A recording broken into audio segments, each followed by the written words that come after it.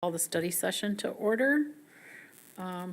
First thing on the agenda is public comment period. If there's any public in present that has anything to say, please step up to the podium. Seeing none, we'll move on to the next item. Roundtable discussion amongst council members. Does anybody have anything they'd like to discuss that's not on the agenda, or any comments? I was just wondering if we had any updates on the dispensary here downtown and the one up next to McDonald's. That one doesn't look like anything's happening. There is some work going on down here. I just didn't know if you had heard anything, Joel. So the answer is no, we have not heard anything. The one out by McDonald's, that has just been a series of, Yeah. I don't even want to say start and stops, because they never got started, but lots of conversations with city staff and PCI on the appropriate licensing, transfer, and order of operation. Like, when can they transfer the license to a new entity? Which is, well, once you're up and running and the license is being used, then you can transfer it. And so they've just run into a series. As you know, they came in, asked for a different site plan approval for a different building. Now, we're being told that building's not good enough. I've talked to a couple other people in the industry, the two ones that are open, and they said, be prepared for that one not to move forward. It's part of that Loom company, which has closed a couple on the east side, and, so they have 18 months 18, from I the thought it was time 12 months. 12 months to get the local approval, which they have the local approval, 18 months for the state approval. So they're coming up on their 18th month, I think, at the end of this year, because they were part of the lottery draw that happened in, June or July. So once we get past that, then we can, Yank Take the it back. license. The Joyology one here, I talked to them this summer. They're doing some construction, Yeah. and they're doing some stuff in the parking lot, and I informed them that parking lot is city-owned, to which they said, no, it's not. They bought it with the building. I'm like, yeah, that's not possible. I go, it's city-owned. They go, well, then where's our parking lot? I'm like, you're in the downtown. Most businesses don't have their own parking lots, as Bill and Peter can attest to, since they own buildings downtown. And, they looked a little confused at that. And then they said, yeah, the owner should have done a little more inspection on this building before he bought it, because the back wall was caving in. And so they ran into a major construction. Most recently, last week, when I was coming in late from Muskegon, I noticed the facade. And I don't remember that facade ever coming to the Historic District. And, Dave, you're on it right now, the Historic District Commission. And before you was Rachel McKenzie, I really don't recall us. I don't think that's in the HDC area. My shop isn't in HDC either. Oh, so that might be one of the carve-out areas. Like, this building isn't in the HDC area, Right. even though right next and across is. So, okay, I'll look into that. But I know that was just something that caught my eye. And then I also it was brought to my attention that someone posted on Facebook about how did that building get approved in our downtown area. So, but I've been playing catch-up today, so I didn't have a chance to walk out there and do my little investigation. But I plan on doing that tomorrow. Verify it's not in the HDC. And if it's not, then we're good. But that's where we are with those two. And then Denha Boys over on Hooker, in the old Tantric location. yeah. Haven't heard much, I know they've been making work on construction in there, but that's the third one.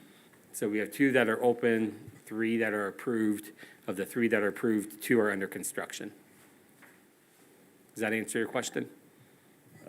Yes, thanks. Was the comment on Facebook about the approval of the building, the change in the facade, or the fact that it's a The dispensary? change in the facade. Change of the side, yes. And then some people, and then I was told, some showed me the post, and then other comments was, I can't believe we're allowing these in the city, and, they're here, they've been approved, there's been Yeah. a public discourse, a public process on that. It's done. 2 of them have been open for over a year, if not a year and a half right now, so, Right. All right, thank you. yep. Anybody have anything else? I just wanted to ask if there were any updates on that letter we got from the fire district? No updates. We had I shouldn't say no updates, sorry about that. We had a meeting with the fire chief and our design team which includes Abbott Marsh, Doug Cosman, our DPW director, Doug Swearis, our water utilities director, Jeff Morey, our assistant DPW director, Sean Hauk, our water and sewer distribution manager, and myself were in that meeting. We listened to, concerns that the fire chief has with the design, specifically the amount of on-street parking in front of the businesses. We shared our interpretation of the fire code, where every access has to be within 50 feet of, every storefront entrance has to be within 50 feet of a fire access road, which is a minimum of 20 feet in width. It's our belief that we meet that definition in our design. I've asked Dan Donbos, who's the lead engineer for Abbott Marsh on this project, to draw up what I'm gonna call a schematic showing that 50-foot buffer and how we are, in front of all those. Another concern was lack of space around the hydrants. I believe it's 4.5 feet we have to have around all the hydrants, and we have more than 4.5 feet, so we have ample things. And on that schematic, he's gonna draw a boundary around each of the hydrants as well. And then we'll share that plan with the fire chief when that schematic is drawn up.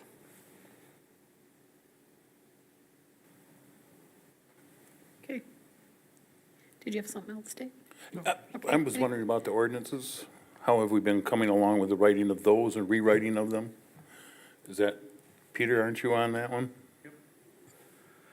We made it all the way to taxation, and today we decided there wasn't anything on taxation, which was the last one, so I think we're wrapped up, and now it's going over to the city attorney for review. Okay. We'll come back, and then after that, I think then we'll probably present to council at some point, once we have the city attorney's input on, make sure everything's kosher, so to say. Thank you, Peter. Mike, do you have anything? Okay. Okay, I don't have anything else either, so let's move along to the next item is an update regarding the downtown streetscape project. Joel, I'm assuming you're gonna take this. Sure. So we want to spend just a few moments real quick giving you an update on where we are with this project. My memo also covered a lot of these points, so if you have questions regarding what was in my memo, feel free to ask. It's our plan to bring a construction contract with Milbacher and Sons and Abbott Marsh for construction engineering to be presented to council for your approval at the October 24th meeting. The project is anticipated to begin later this fall and over the winter months. That is going to just focus on, as my memo indicated, removal of trees due to the Indiana bat endangered species. We can only remove trees when they are not in this area, and that's typically between October and April over the fall and winter months. This is a similar process we did when we did the stream bank restoration for Payroll back in 17 and 18, and we had to pause on the construction on that, or tree clearing on that due to the Indiana bat. And then the construction is estimated to be finished in 2024. So it is a 2-summer construction project. In 2023, next summer, they are going to focus on the west side, or the east side, I apologize, the east side of Hubbard between Brady and Locust and Water Street, Brady Street and Locust, and then they're going to focus on Hubbard in 2024, the remaining of Hubbard, which is the west side between Walnut all the way down to Locust and Brady. As we've gone through this process, the next slide, and as stated in the memo and as discussed at the council at the previous council meeting, there has been some discussion, there's been some significant discussion at both the Downtown Development Authority Board, which is responsible for the downtown, and they speak for the interests of the downtown, and the Public Spaces Commission, which speaks for the interests of public spaces. So we kind of have some cross-pollination happening here, which is good for dialogue on the, what I'm gonna call the street amenities and the lighting system. So right off the cuff, the street amenities, which is benches, trash and recycling receptacles, tables, chairs, bicycle racks, those are all bid as alternates in our bidding process. I think the bid came in around the low $200,000 range for that package. We are going to reject that bid. And as stated in the memo to council, the reason we're going to reject that bid is because we can purchase those directly from the suppliers, which saves costs by removing the middleman and the markup. It also saves costs because when we purchase directly, being a government entity, we do not pay sales tax. So that is another benefit. Also, since we aren't all quite on the same page of the type of amenities we have, it gives us some time to look at different packages and, make sure, we can get collectively comfortably collective on what kind of, package we want there through the various committees. Regarding the lights, that has to be part of the construction package. The light pole foundation, the electrical connections, that's all done best by the contractor during this process. So what you see on the screen are two examples of lights. The one on the far left is our current lighting system that we have right now.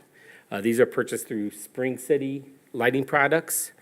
That is called a burrow pole and burrow top, I believe it is. As you know, at that pole, we have 3 different design elements, starting at the bottom and working your way up. You go from like I don't know the correct architectural terms, but you get some ridges, and then you get some fluted areas, then you get a twisty thing as you work your ways up. And there's a ladder. It's very much technical jargon you're getting from me. And then you get some ladder posts that stick out, so you can put a ladder up against it to change the light out. We don't use ladders to address our lights. We have a bucket truck. They're much more safe. And I'm going to go, and I believe they're much more OSHA compliant when working on this stuff than the ladder. The lighting system you see next to you is the same light. You see it in the daytime. That corner picture is in downtown Muskegon. I took that picture this weekend. The night light you see there, that's the exact same light. That is in downtown Kalamazoo at the northeast corner of downtown Kalamazoo. Man, I want to say that's Ransom, but it's near Bell's. As you work your way into downtown, there's a roundabout there right now. And then the Evolve EPAS, that's the same light type of all of those. Those are all 3 the same lights. These lights are provided by consumers. As we were talking with Abin Marsh about our conundrum of having the DDA saying they were happy with the light pole that went out in the bid, and if you recall, that was from Landscape Forms, and it had like a gas light effect to it. And then when we presented to the public spaces later on that evening, or Parker presented to public spaces later that evening, they were not too happy with what went out in the bid package, and they wanted more Victorian, more traditional type of street light. Don Boss said, what if you guys look at something like this? It's been done in a few cities as part of projects. These are purchased through Consumers Energy. This would save the city approximately $275,000 off the cost of the current lighting package. Our current Spring City lights, if we would just go with what we currently have in our downtown, that is an equitable or an equal cost to what was in the bid package. That's a very expensive pole and lighting system we have right now, where the individual, if you buy them one by one, they're just north of $9,000 per light. So if you're looking at, 75 lights, and of course, when you buy in quantity, you get a scale of economy. So they wouldn't be that much for all of them, but they'd be equal. Our current lighting costs were just around $500,000. So Joel, I'm sure this has probably come up and I missed it or forgot it. Would we be replacing all of our existing light fixtures and going with all new, or would we be keeping some of these? So currently along Hubbard, Brady, and Locust, we do not have pedestrian lights. So these would be all new lights with this. The existing boroughs we have, which are along the Riverfront, some along Brady near Mahan Park. They wrap Mahan Park, so they touch Brady a little bit there. Okay, And then and Peter, all along Water Water Street, as Street. you know, because your business is there. Water Street. Yep. The Fountain, Marshall, there's a couple on the Marshall Street Bridge and the Grand Street Bridge. And there's some J.C. Park. So how many did we count? You called? I know that was months ago I had you go count the existing lights for us. Yeah, so somewhere in the 70s of existing boroughs. Oh, wow. There was a little heartburn, from me when we were looking at this, and there's some of the struggle, if you recall, of discussions we had here of how do we marry two different lighting systems? And we threw around terms, or I threw around terms like, well, this will be our gas light district, because we're using lights that look like gas lights. And the outer areas are, the traditional Victorian lights. These both are traditional Victorian, they're vertical lights, they're enclosed in glass. I don't see much of a difference. And then the other thing I would, advise council or encourage council, I spend a lot of time looking at street lights in other cities. I am amazed at the variety of pedestrian lights in different cities. I mean, this past weekend past 2 weekends in Muskegon, I was just not dumbfounded, but just like, wow. I was awakened. I was, epiphanied, or whatever the word is you want to use. They have a variety of street lights from one block to another block. The lights that encircle their downtown Hackley Park, which is like their central park, completely different from all the other lights. And it doesn't feel wrong. When I was in Kalamazoo, I wasn't like, oh, this is weird. And you're looking for it. 98%, 99% of the Right. people who come downtown will never, ever notice. No, come on. That this light's different than that light. Nobody cares. Right. That's what my wife said. When I stopped the car, she goes, seriously? It's a light. What are we doing? So the fact that the consumers brand you're seeing there, the fact that it looks similar to what we have, it is a Victorian, it's a traditionalist kind of light we have right here. The fact that it is a cost savings of $275,000, estimated, is enough for me to recommend to council, as well as the two advisory committees, to say, hey, maybe this is the direction we go. So the public spaces meets this Wednesday. Yep, tomorrow. So I'll be sharing this screenshot with them tomorrow evening, or Parker will be. The DDA does not meet this Wednesday, but they meet the following Wednesday. We'll be sharing this with the DDA the following Wednesday. So hopefully before, the 24th, when council meets again, and we're voting on the contracts, we will have an agreed upon light. And then we can figure out what to do with the street amenities. One thing about the street amenities, real quick, that intrigues me, I'd really like to reach out to ASA. I'm sure they have a welding class, and see if we can't get creative with some bicycle rack designs. Because every bicycle rack we look at is just blah. It would be neat if we can create, working with, some of the students and, some talent, some artists, and design something that's funky and unique to Allegan. Similar to, other projects that we could do. I mean, that could be almost like another foot in the water, a toe in the water of public art in downtown. So there's some opportunity there. Yeah, that's a good idea. Question. HDC, have they had any input on this? This is all in their district. This is Water and Trowbridge, and that's all the old town Allegan district. No, is the quick answer. They meet the 17th.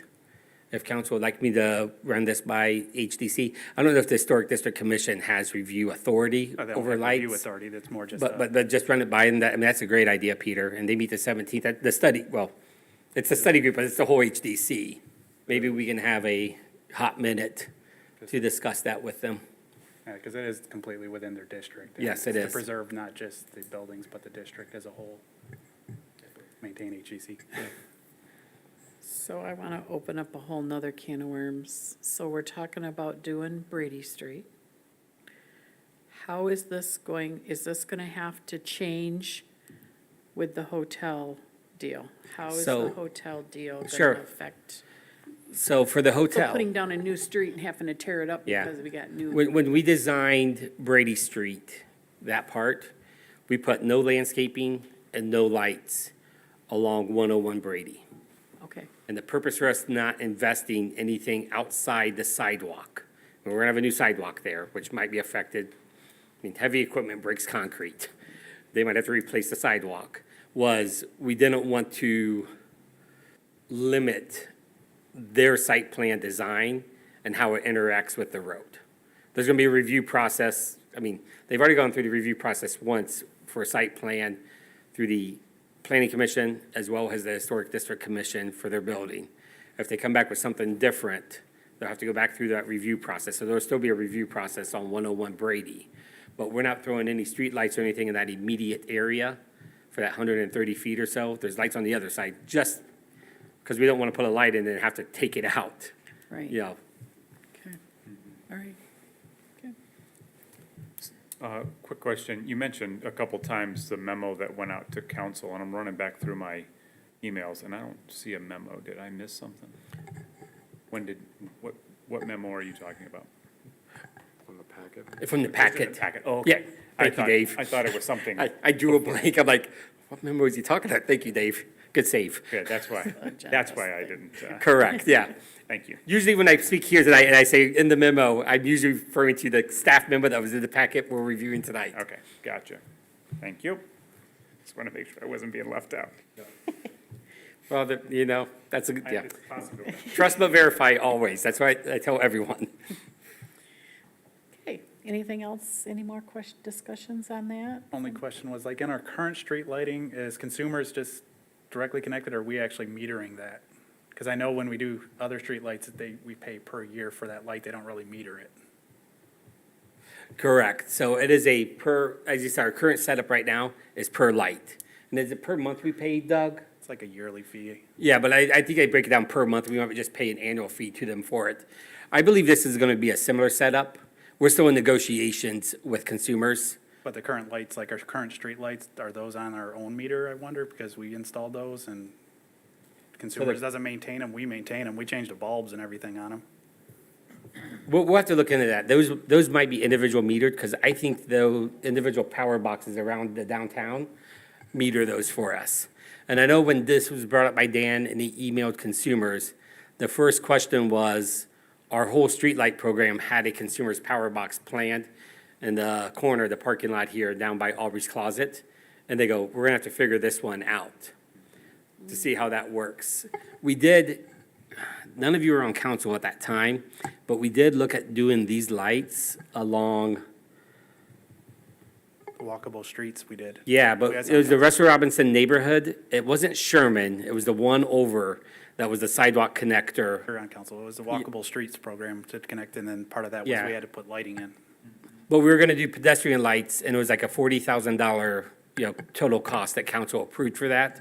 But during the design, they left like 18 inches between the road and the sidewalk for these lights to go in. And that's when I came to council and said, yeah, please don't do this, because snow plow trucks and cars are gonna take out those lights. There just wasn't enough space, and there was no high back curb to stop cars from coming over. So we've had this conversation with consumers before, and those were gonna be just on the consumers per light thing. So this may be that per light fee, or it might be metered. Either way, we're gonna have to pay for the electricity. Anything else on the streetscape? I want to ask, what kind of feedback we're hoping to get out of the HDC? The historicness of the light choice, does it meet into that? That's exactly what the HGC is supposed to do, is understand the historic nature of what would be expected in a neighborhood that was circa, going by the original survey, I think it was like 1890, or 1800s, 1900s is the periods that are listed for that neighborhood. So if the HDC says, no, these lights don't match I that, want their input on it. I don't think they have any authority over probably it, because it's the public area. They really only have the authority over the buildings, but as a historic district, it's nice to preserve a whole district and have input from them to say, do these look good? Would there be a big difference between this one and that one? Do you see much of a difference historically? I personally don't, but hey, I don't mind the input. Doesn't mean that we're gonna necessarily go on that route, but it's good to have input from that group. It's not just public spaces and DDA. One of the reasons I ask is that October 17th meeting has a specific focus for the study group, and we've got a lot of content to work through, and I'd hate to get bogged down in a conversation if it's the same thing if we wait until the business meeting on the first Monday of November, then for me personally, I'd rather just wait until the business meeting on the first Monday of November if it's like the feedback isn't critical to the decision or. But I think Joel's wanting to bring this back to us on October 24th. So I'm just. I like just, I- I think it could just be a simple discussion amongst historic district real It could be quick. emailed in advance before the meeting so that they can start looking at it and just kind of give us back some feedback, and at the meeting, if there's anything else to address, but you can, as, you know, whoever's running the meeting can keep that discussion as short as they want. They don't have to take 30 minutes. They can just say, we're going to talk about this for 5 minutes, and Well, that's why I was asking, what sort of feedback do you want? So we know, okay, when we decide this, council's looking for this information, so let's put a, I'm Kind just, of really doesn't- just, what did they think about, you know, or what did they prefer, I guess, maybe, huh? yeah, like, do you like the current lights? Do you think it's going to be a big distraction from the district to go to a new light like this? Or, you know, and looking at where this is placement, that it's not going to have lights directly next to each other? Because in the setup right now, there's not going to be any where you're going to see one light and then immediately 20 feet down, you're going to see a different light. So even, we're trying to keep it continuity, but I would just like to see, hey, do you guys think this looks historically appropriate for this area? You know, that was my issue with the gas lights originally. I said they're technically not historically appropriate for this district. They could be, but gas lights would have been circa 1800, so yeah, it would just be pushing the district back quite a bit, but that's mostly what I'm looking at, is it historically look appropriate? Okay. Little 5-minute conversation's fine with me, just a yes or no. okay. Anything else on the streetscape? Okay, next on our agenda is the discussion regarding the Riverfront Boardwalk and the Allegan City Dam Powerhouse inspection reports. And those were included in our packets. Looks like Doug's gonna step up. If you recall earlier this year, the council asked the staff to get inspections done on the Riverfront Boardwalk area and then the Powerhouse. City engaged Marsh Consulting. Mr. Scott LeBlanc is one of the persons who did the inspections on both, and he's here to give you an overview and answer your questions. Okay,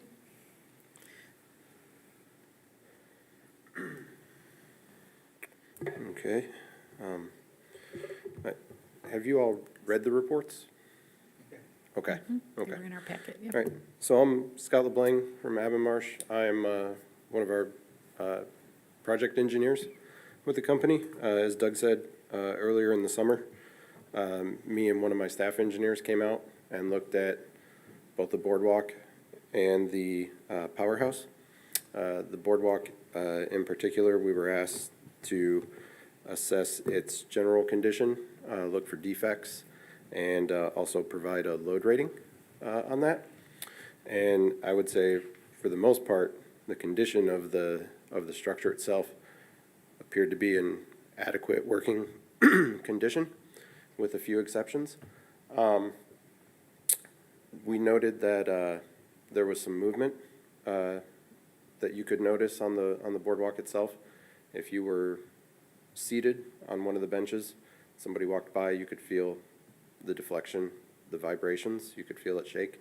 And so that's the reason behind our first recommendation up on the screen there, to install the cross bracing between the piles. This would help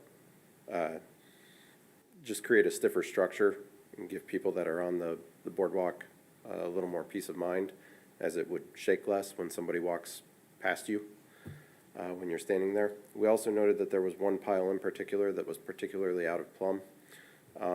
We think this probably had to do with some erosion in the riverbed around it. The movement of the water probably pushed it somewhat out of plumb. Cross bracing incorporated on that pile would help to stabilize it to prevent any further movement. The largest concern that I had was kind of goes into recommendation number 2. So on that boardwalk, there's a few sections where it widens out. It has kind of an overlook, kind of fishing pier or bench area. Those sections, the structure doesn't really change. The piles get pushed out further, and so the same size beams have a larger span and more deck area, so they would have to carry a lot more load. What we found in doing our load rating was that the narrow areas appear to meet the AASHTO pedestrian bridge requirement for live load rating, which would be a uniform live load of 85 PSF. But those wider areas, the load rating that we would approximate on those would be significantly less, about a third to a quarter of that 85 PSF. I think we had a 23 PSF, I think was what was noted in the report. So the second recommendation has to do with installing some steel channels along those beams. At each of the wider sections, there's 3 pile bents that this channel installation would need to occur. And then in general after that, the deck boards are in poor condition. They're nearing the end of their lifespan. I think anybody that walks on there can see that. Some nails and screws pushing out. My understanding is that Joel and Doug have mentioned that, I don't know if it's your plan, their plan, everybody's plan to hopefully replace those in the near future. We would certainly endorse that recommendation. And when that happens, that the underlying framing should be more thoroughly inspected once it's fully exposed. We did note in the section to the, I believe it's the west by the park, where the boardwalk starts to lower and get closer to the water. A lot of those joists had some staining, water damage, some fungal growth, and were softer when tapped with a hammer than the joists and beams that were further up from the water. I think this is just lack of airflow. They stay wet, causes deterioration when those boards are pulled off. I would expect that what you would find is that a few of those joists probably need to be replaced, but it would be localized just to that kind of first 50-foot run off the park there. And then there were a few guardrails that were loose. We noticed some missing bolts on guardrail connections. Again, at the time that you're replacing the deck boards, you would expose all that assembly, and it could be, each bolt could be inspected and replaced as necessary. There were a number that were corroded, and I think that's what's contributing to your deflection on the guardrail. So that's all I've got on that one. So if you have any questions. When you replace treated boards, is it a special kind of treatment or rating or? Yes, I don't, off the top of my head, I don't know the different treatment ratings, but the American Wood Council, they have different use categories. So like a use category 1 is for interior, would be non-treated. Use category 2, I think, is exterior but normally dry. And then it goes up to there, all the way up to like use category 4, like marine grade or covered in the ground. So when you did go to do the replacement of the boards, you'd want something that would be rated for exterior use, constantly wet with fresh water. And I think it's use category 3. But you'd want your design professional to give you a specification on that.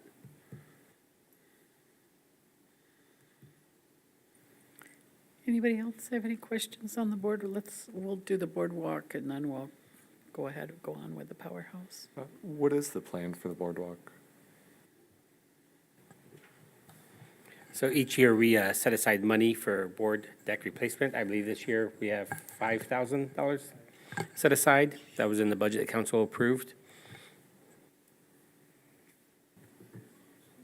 What will that do? Replace as many boards as $5,000 covers, which depending on the fluctuation of lumber prices over the past year. I see Teresa giggling, so she's been involved with lumber pricing. We do as much as we can with that amount for the board replacement. In light of this report, there are some things such as number 2, I believe, Scott's recommending, becomes a high priority. So the first step is working with a design engineer to design that improvement. This isn't as simple, just call a contractor and say, hey, bolt some boards underneath here, but we do have to have, design in, the correct manner. So we'll probably get an estimate from Abin Marsh for that design work. Any idea off the top of your head what we have put aside for the boardwalk? Is it just the 5,000 Yeah, this it's just the year? 5,000 this year. So it's the first year we've done anything, set anything aside for that.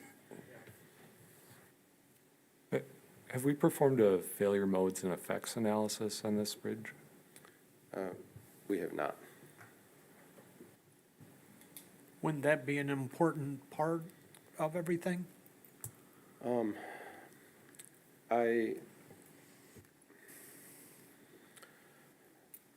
I don't think it would be necessary. I think, for the most part, the condition of the boardwalk, especially the piles, appear to be in just perfectly adequate condition.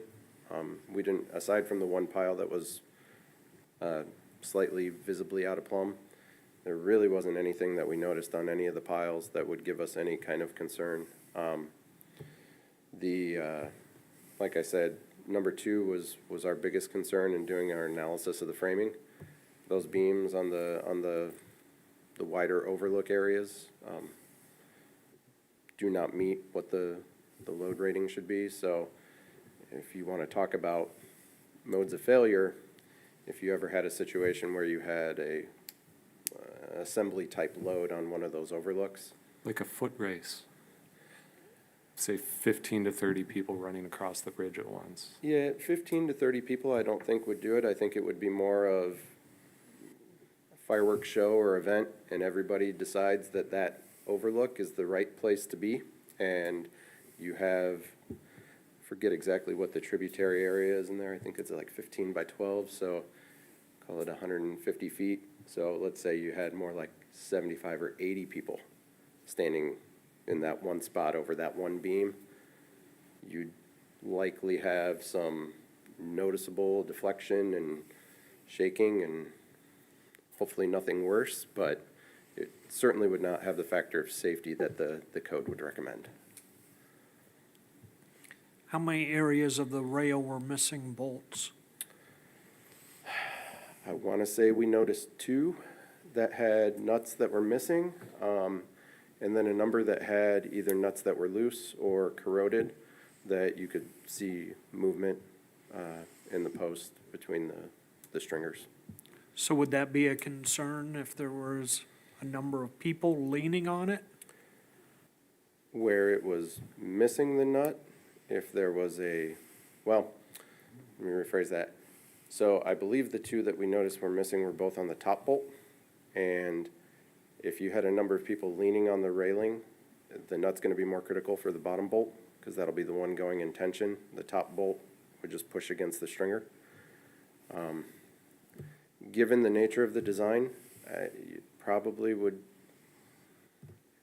take quite a force, more than just people leaning on it, to do something catastrophic. But I mean, obviously, I would recommend doing the repairs to the beams and the nuts on the guardrail as soon as reasonably possible.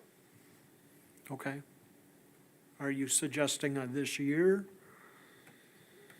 First part of next year, 2 years? As soon as possible. As soon as possible. As soon as possible. Again, I think the beams are the most critical piece, just because you're not restricting access at all to that boardwalk right now. So when it's open to the public, there's nothing stopping people from congregating there.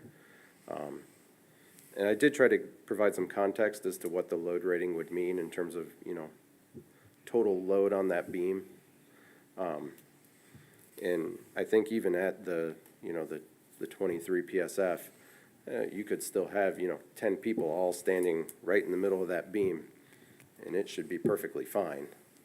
Well, you said earlier it was 75 people we could have on that area. Right, that Yeah, would that be was in what the would lookout. cause an issue.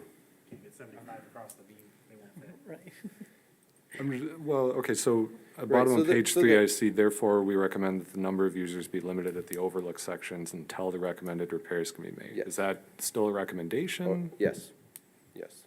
The overlook section is Yeah. different than the Okay. beam section that he's talking about. Yeah, so the 85 PSF, just to put that in context, I mean, that's, average adult probably weighs about 170 to 200 pounds, right? And it's hard for me to take up less than 2 square feet of floor area, even if somebody's standing directly in front of me, behind me, and to my sides. So the 85 PSF live load would essentially be shoulder-to-shoulder adults over the entire area of the boardwalk. So I'm trying to understand, are we gonna put some limit on the number of users at the overlook sections? Is that a thing? Again, I'm looking for a plan. Do we know what we're doing? And my concern would be, we have, the fireworks this holiday coming. I sure don't want to be known as the city that, Yeah, Mike, people are not allowed to stand on the boardwalk. They have to keep moving. Yeah, I was gonna say, for the past 5 years that I've overseen the events, we have signs that are posted at each end of this boardwalk that say standing, or excuse me, no standing, walk through traffic only.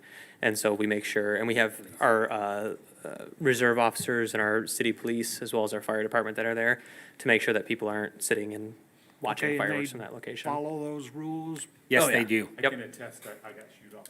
There you go. Like, seriously? Yeah. Yep, so we've done that every year for the past 5 years for Bridge Fest, for July through Jubilee, and for New Year's Eve. Okay. I just would sure hate to be that city and, Yep, we agree. So we've said as soon as possible. What does that mean to everybody? Well, the report came to us August 22nd, and now it's October 11th. It's like, as soon as, when do we, Well, we start working on it by doing what Joel's proposed, which is have Abernash give us a proposal on what it would cost to have the engineering work done on it, and then we start the plan on when can that get installed, because of course we also have to deal with weather and conditions and planning.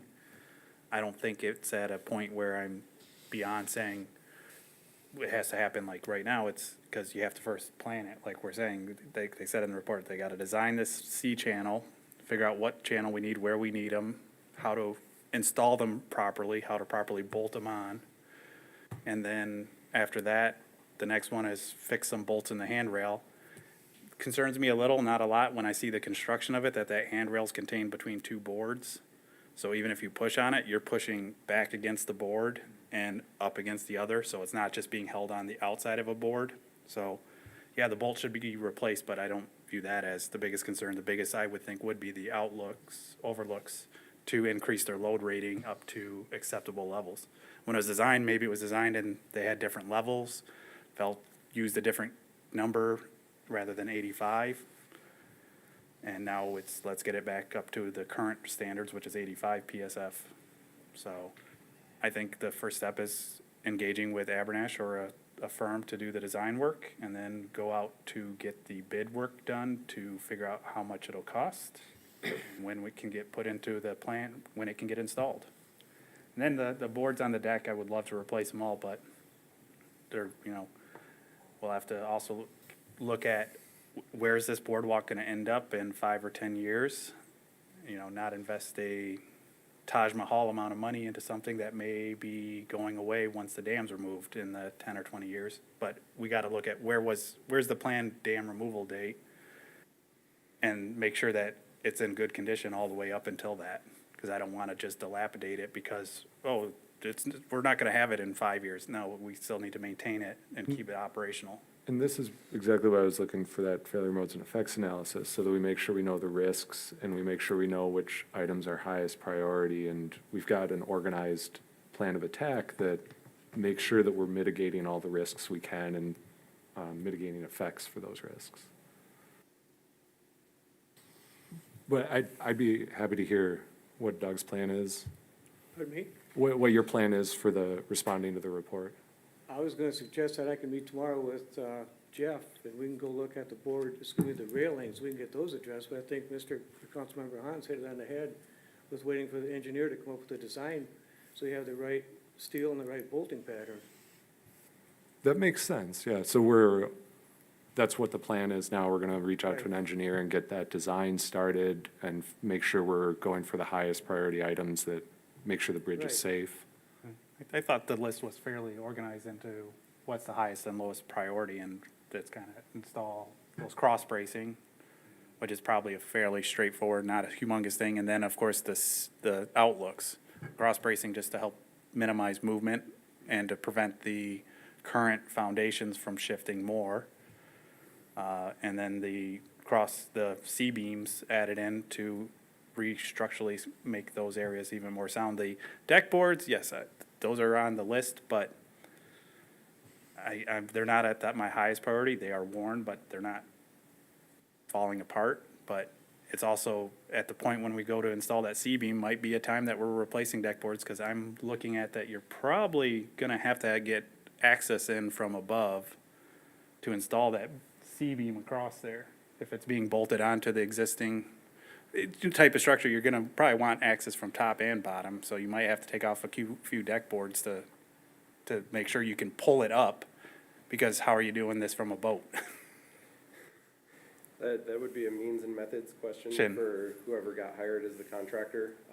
My guess is that they would be able to do it without removing the deck boards, just doing the work from underneath. I think they would probably fix temporary supports to the piles, jack up from there, and then bolt in. I think we got a good list, and I think just send it out and start getting the engineer design approvals, and then start getting the bids. And then the nails and fasteners for the deck boards that are coming loose, are those up high enough that are a trip hazard or a danger to somebody if they decided to walk barefoot? There were a few that we observed that were up probably by, just ballpark about a half inch or so, which could do some damage if someone's running barefoot, doesn't notice and catches it right. That's also So this time of year, that's probably not a big issue, but in the spring, Doug, could somebody look at those and get those down to where that's not an We issue? have addressed a few of them already, but we'll keep an eye on, we did receive a few complaints, and we have addressed a few. We'll keep an eye on it.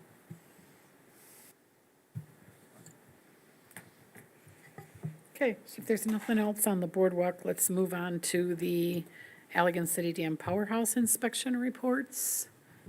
Scott, are you gonna do those as well? sure, I can. Doug? You wrote the report, sir. All right.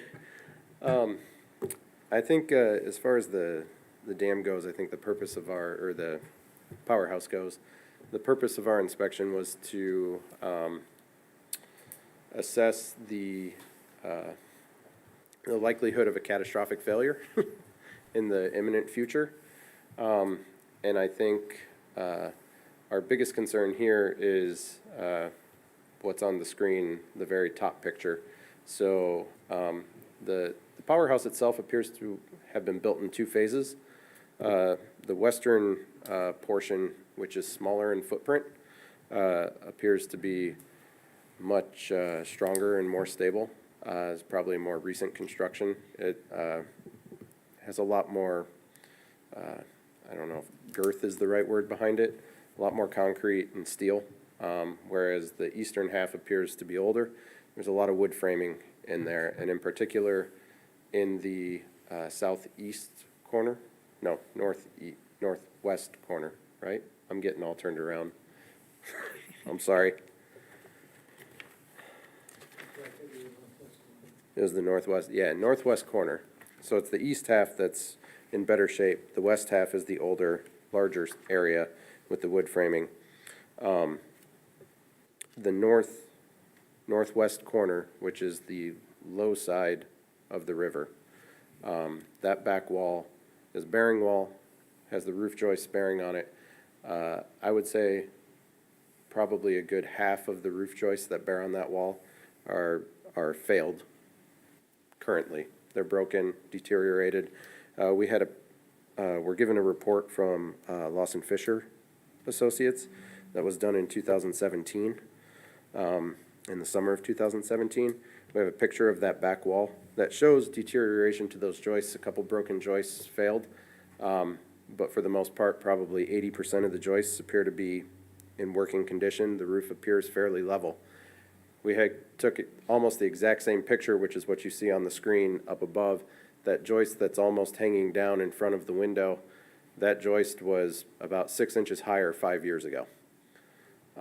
So it just shows you over the past 5 years the level of deterioration that roof has seen. I would say if that roof was to see a design snow load this winter, I would be surprised if it did not cave in.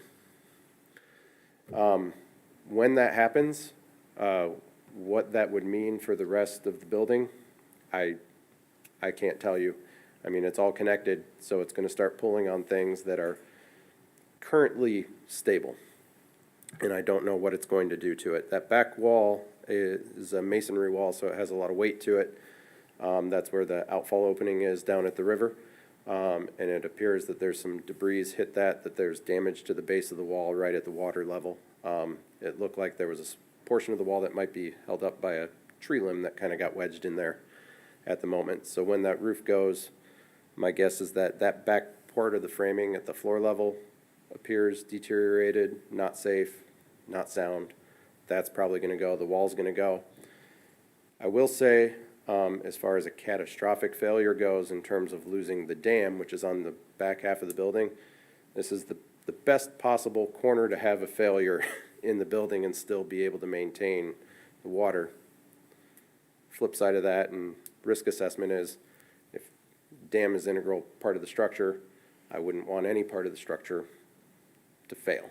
So I think if nothing's done, very soon you're liable to have a pile of rubble sitting in the river at the backside of this powerhouse. But I would be very surprised if you lost the dam at the south end. I know one of the things that Doug and Joel had asked us to look at following the report was an assessment of how this would compare to the Edenville dam. And our opinion is that it's two completely different situations, that level of catastrophic failure is not a high risk here. But again, when that fails, that roof and wall fail and fall down, I can't tell you for certain that you're not going to have issues that move up to the south end of the building. So again, our recommendation is that you have imminent failure going on at your roof structure, and because of that, the building should be kept unoccupied and should be demolished as soon as possible.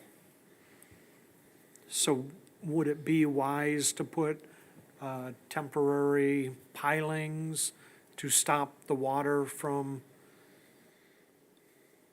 hitting that? Because I know several years ago on the kayak, I looked in there and there was water flowing at that time.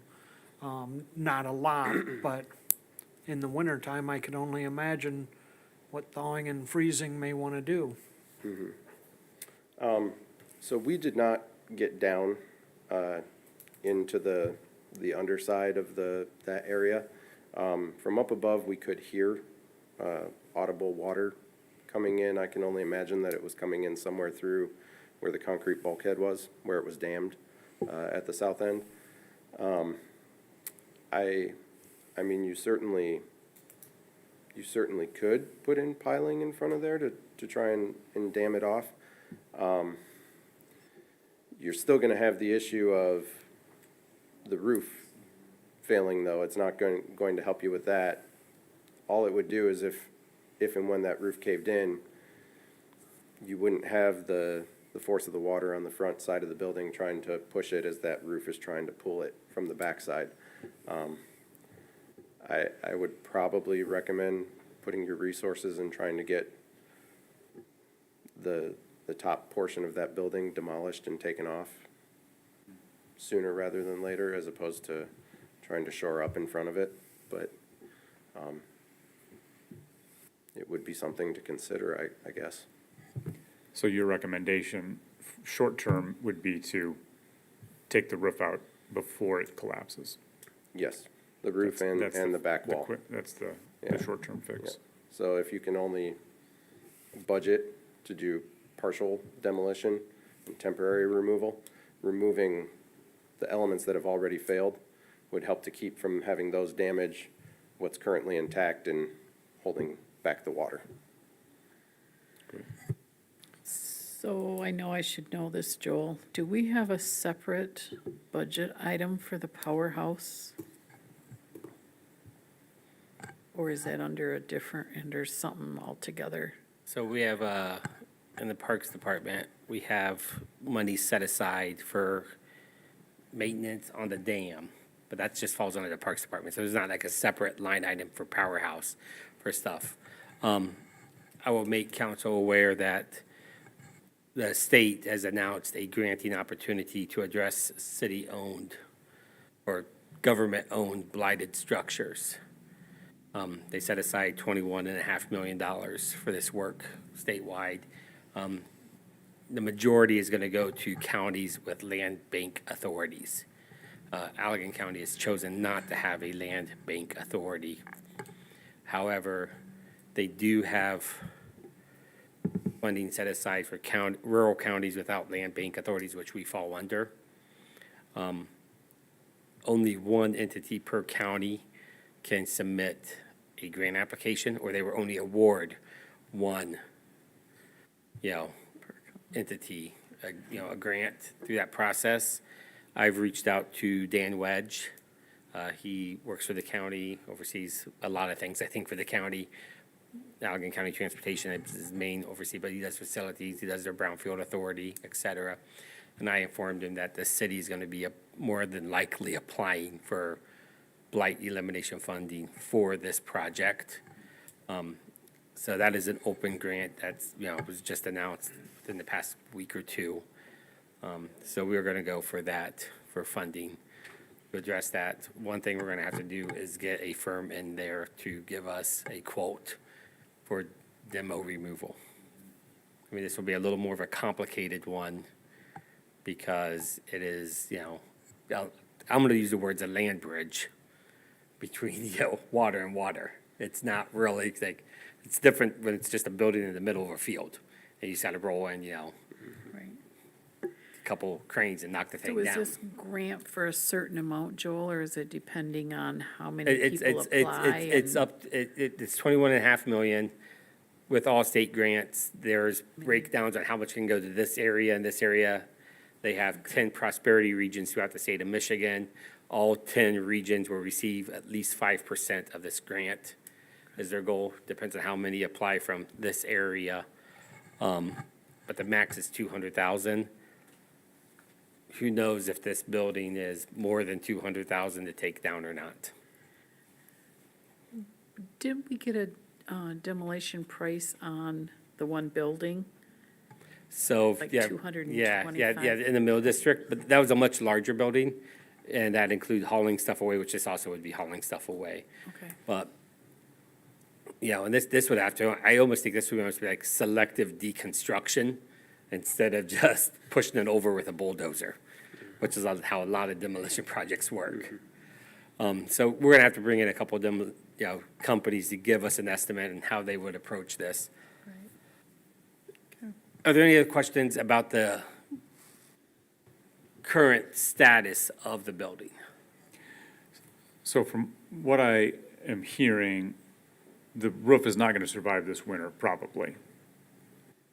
I mean, there's a lot of tree cover there. You might get lucky Yeah. and it never Winters have been weird. catch a snow load there. We Yeah. might have a warm winter.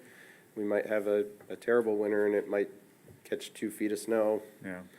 first month. And if you asked me to do a load rating on that roof, the same way you asked me to do on the boardwalk, my assessment would be 0 PSF, that it So if a lot can't of take leaves fall on anything. it, we're in trouble. So, but with the grant application and getting bids, it doesn't sound like we're gonna get somebody in there to deconstruct this roof by the time the snow flies. So what's our plan? We're So- just gonna, Doug, do you want to come up to the mic and we can tag team? Yeah. Yeah, right. So, one of the concerns, and I'll just start the conversation, Doug, and then you can cut me off, correct me as you see fit.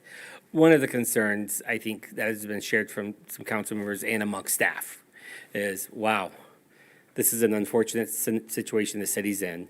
If this building does cave in on itself, what happens to that mill pond? What happens to the Kalamazoo River? What is the impact, of that water?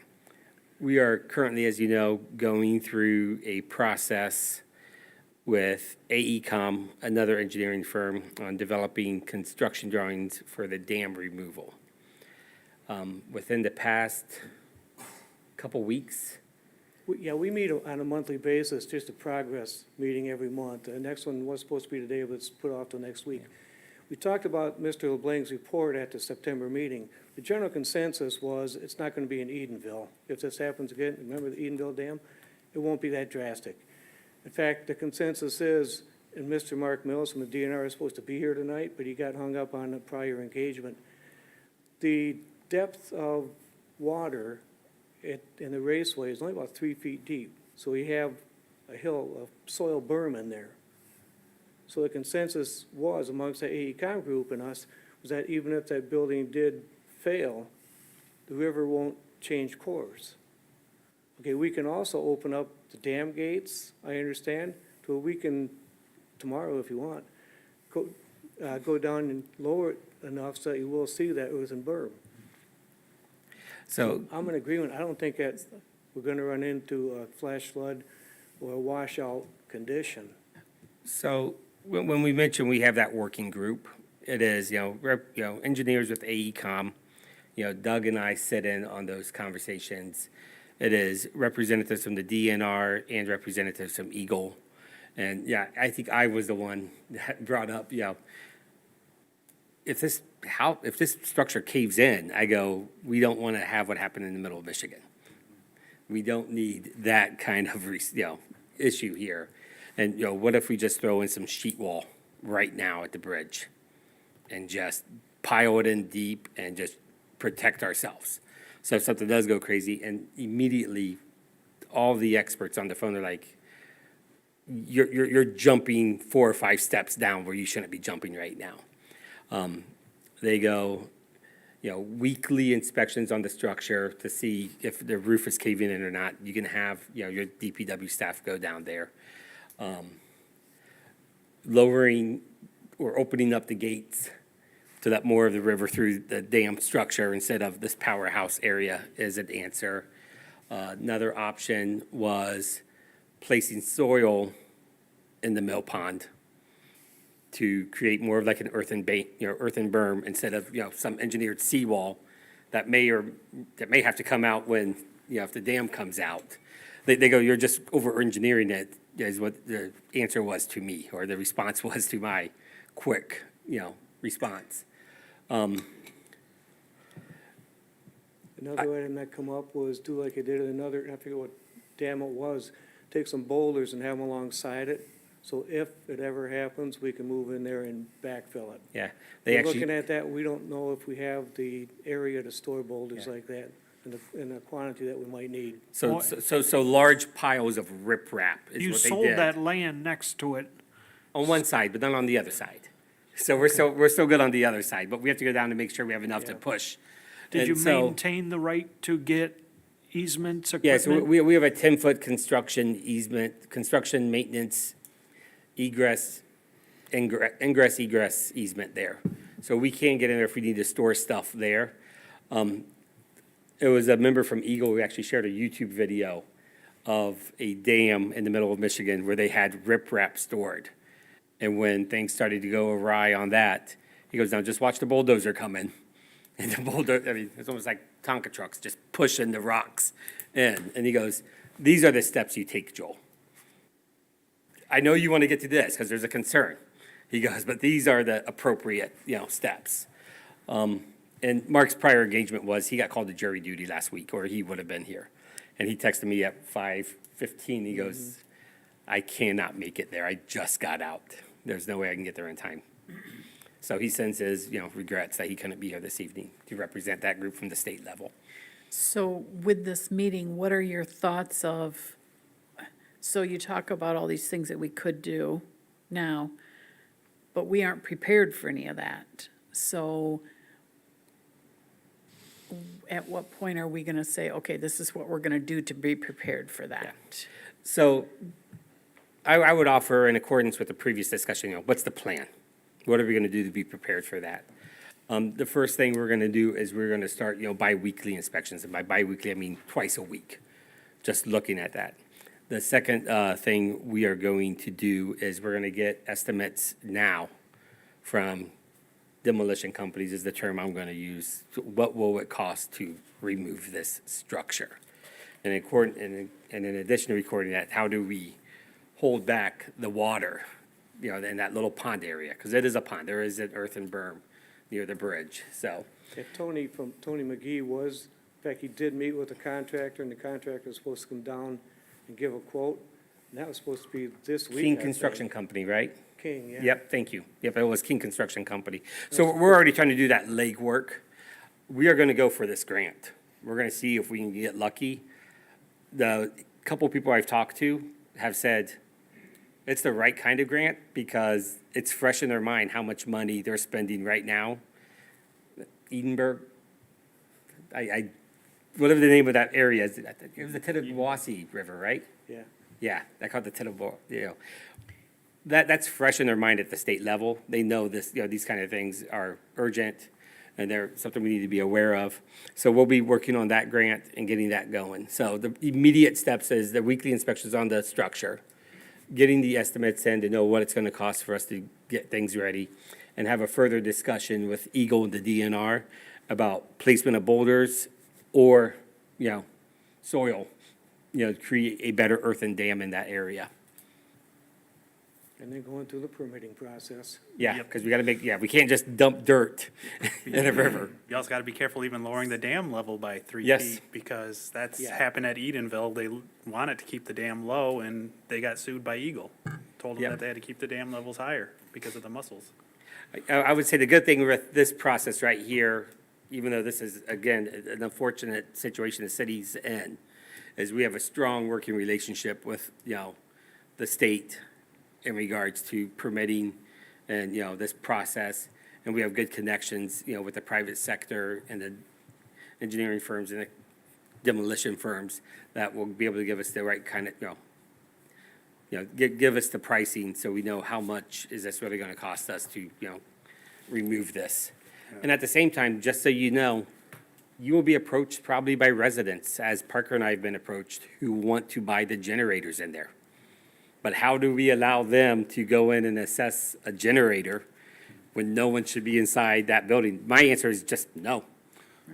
And that's where I get to a deconstruction. Is there a way to deconstruct it where a crane comes in from the roof and just yanks stuff out? I don't know those answers, but don't be surprised if you have residents contact you and say, man, we'd really like to preserve those generators. When can we expect to see a staff report on both of these structures? If here's what we're gonna do, or here's what we've done, or here's our response? We can work on that. Yeah, so, your next meeting, we can give you an update with a plan of action. I'm sure by then, we will at least have, the steps will be identified, because they've been identified this evening. That will put it down in writing on how we're gonna move forward. Hopefully, getting a contractor out at the end of the construction season, which is what we're in right now, is difficult. I've been asking Milbacher now for roughly 4 weeks to give me a Gantt chart for the downtown streetscape construction project. And, he's like, Joel, you understand, we are at the end of all of our construction projects right now. We are going to get you your Gantt chart. And Gantt chart is just a fancy term for a construction schedule with many variables. He goes, you're going to get it, but just know, this winter, trees are coming down. Next spring, we're starting on Hubbard. All right, so I think we made some progress on those two items, so we're getting short on time here. Thank you, Doug and Scott, for your information and your input. The next agenda item is discussion regarding a cleaning service for the city hall. Joel?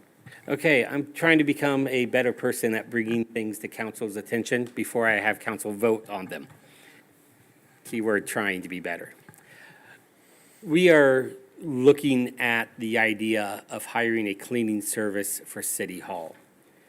Historically, since I've been here, we've had a part-time employee, uber part-time, as you can tell by the screen up there, 10 hours or $10 an hour, and they, 100 hours a year, or no, 1,000 hours a year, that they work cleaning City Hall and the Riverfront restrooms. In 2017, it was a program through the county. The county stopped that program shortly thereafter. We chose to keep that individual on board. It was working okay at the previous City Hall. Since we moved into a larger building here that's more accessible to the public, we have had some shortcomings in keeping this building to the level of cleanliness that it needs to be, specifically in our public restrooms here. We have tenants that rent from us. We have supplies that aren't kept supplied in that public restroom. We have issues with dusting, cleaning, et cetera. So the City Hall staff has inquired about what if we could contract out, similar to what was done well before I came here for city buildings. I told the City Hall staff, feel free to, take initiative, go get some estimates and see where the chips fall. We've received 3 bids. You can kind of see what the prices are going as we look at the 3 different bids. It's expensive to contract out, but there is a level of cleanliness we should have in a public building that we're just not getting right now. We look to go through these bids in the upcoming week and bring forth a recommendation at your next meeting in the direction we want to go. We've had lots of conversations with just staff members doing the work, like our current staff members. That has failed multiple times. Those kind of projects, their hours are filled, their hours are full. Have we talked to any local cleaning services, or are any of these? These are all local. They're all local. Yeah, they are all local. One of them actually we didn't know about, and a City Hall employee bumped into this person walking out of a lawyer's office on Hubbard one night and said, "Oh, you clean office buildings?" She goes, "Yeah, I have quite a few. I'm looking to get more. Do you know of any?" And that's how we Nice. reached out to them. One is, yeah, they're all local Allegan. One for sure is a city of Allegan firm. Great. So this is able to be absorbed by the budget is the phrase I want to use. This isn't something that's budgeted right now. So it would take a budget amendment.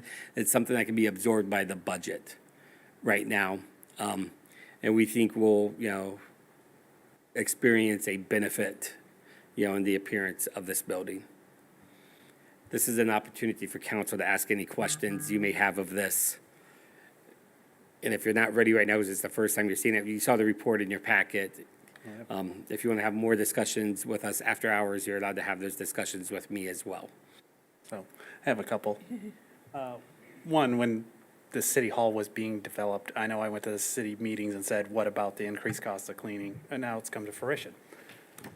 Two, I'm seeing I could just double the person's cleaning, like, they're doing 20 hours a week, I could hire another part-time person at 20 hours a week and still be less than the lowest bid, which doesn't even include the public restrooms. So the bids currently are not looking very great to me at 26, and, well, the only one that has restrooms is a $26,000 for the restrooms down on the riverfront. So you're taking a $5,200 to $26,000, doesn't seem like it, I'm not, I would expect, you know, immaculate at that difference. But I think we'd have to look someplace else if that's the type of bids that we get are this high compared to what we currently have, or look at hiring a second part-time in-house cleaner to take care of it. Or just look at one area or the other. Whether it's just the city hall and not the restrooms, or what we want to do there, because this, I don't view as financially responsible when we have a lot of other things on our budget that are really dragging at us, and we're looking for cost savings. This isn't it, it's not a cost savings. Does this include the J.C. Park? No, J.C. Park restrooms are cleaned by our DPW workers during the summer months. When the J.C. Park is open, I believe the restrooms are shut down in the winter months. And our Riverfront restrooms are open 365 days a year. The one thing I'd point out too, we did reach out to some larger firms. Again, looking at economy of scale, the larger firms, specifically EnviroClean that's in our industrial park, will not submit a bid. We are not big enough for them to consider. Even though they used to clean our buildings for us years ago, I've been told. Any more comments on this? Did you check with any of the local mid-size businesses, how they handle? Yeah, that was part of the conversations we've had. That's how we landed on a couple of these, you know, firms right here. Okay. Two of them specifically. Okay, so there's some food for thought for, are you planning on bringing this to the next meeting then? Or did you want more direction on what we felt? So I got good response from one council member now, I believe. Some inquisitive questions from another. Yeah, I would say we plan, as I mentioned, staff to look at this and come forth with a recommendation. Concern of hiring someone, from what I can tell in the private sector, from my friends that work there, hiring people right now is just a very tough task. The city has been successful in our employee stuff. So, yeah, we're gonna, break this down and, come forth with a actual proposal recommendation for council. Okay. And then part of, council, your job is to, hear recommendations from staff and respond to those recommendations, so. Okay. Moving on to the next item, discussion regarding the city council recognition of city board and committee members. So this has been discussed shortly. This has been discussed shortly amongst council from time to time. We're hoping to have more time than the 12 minutes we have right now to discuss this. Last year, staff sent out, and by staff I mean city clerk Michaela Kleehammer hand-wrote 30-some thank you notes to all individual, board volunteers, thanking them for their service for the previous year. We've had some side conversations of how else would we want to recognize them. There are 39 right now board volunteers. And this does not include our, I don't see EDC on there. yeah, currently there is not an active EDC, but yeah, you don't see EDC and Positive Wellhead. Allegan. Wellhead is an active one. We don't see, the word was wetland kept on popping in my head. I'm like, that's not a wetland committee. It's a wellhead committee. So we don't have the wellhead committee up there. What was the other one, Dave, you said? Positively Allegan. So Positively Allegan is not a city board. That is an independent nonprofit board. Was it zoning that the city review? staffs. It's its own entity. Isn't there like the zoning review or something, So the the zoning board of appeals is a 3-member board, planning? and that's the construction board. Yeah, 1 person from the planning commission and 2 other people. Correct. So, but this gives us the gist of the breadth of the volunteers. I mean, I want to go back to the EDC. That's still a board of people who have been appointed and not dismissed at this point, right? So they're still board members. Yeah. I see this as an opportunity to thank and encourage volunteers. So in my mind, casting a wider net, like if there's other volunteers who come and help for city events, this might be an opportunity to recognize them too.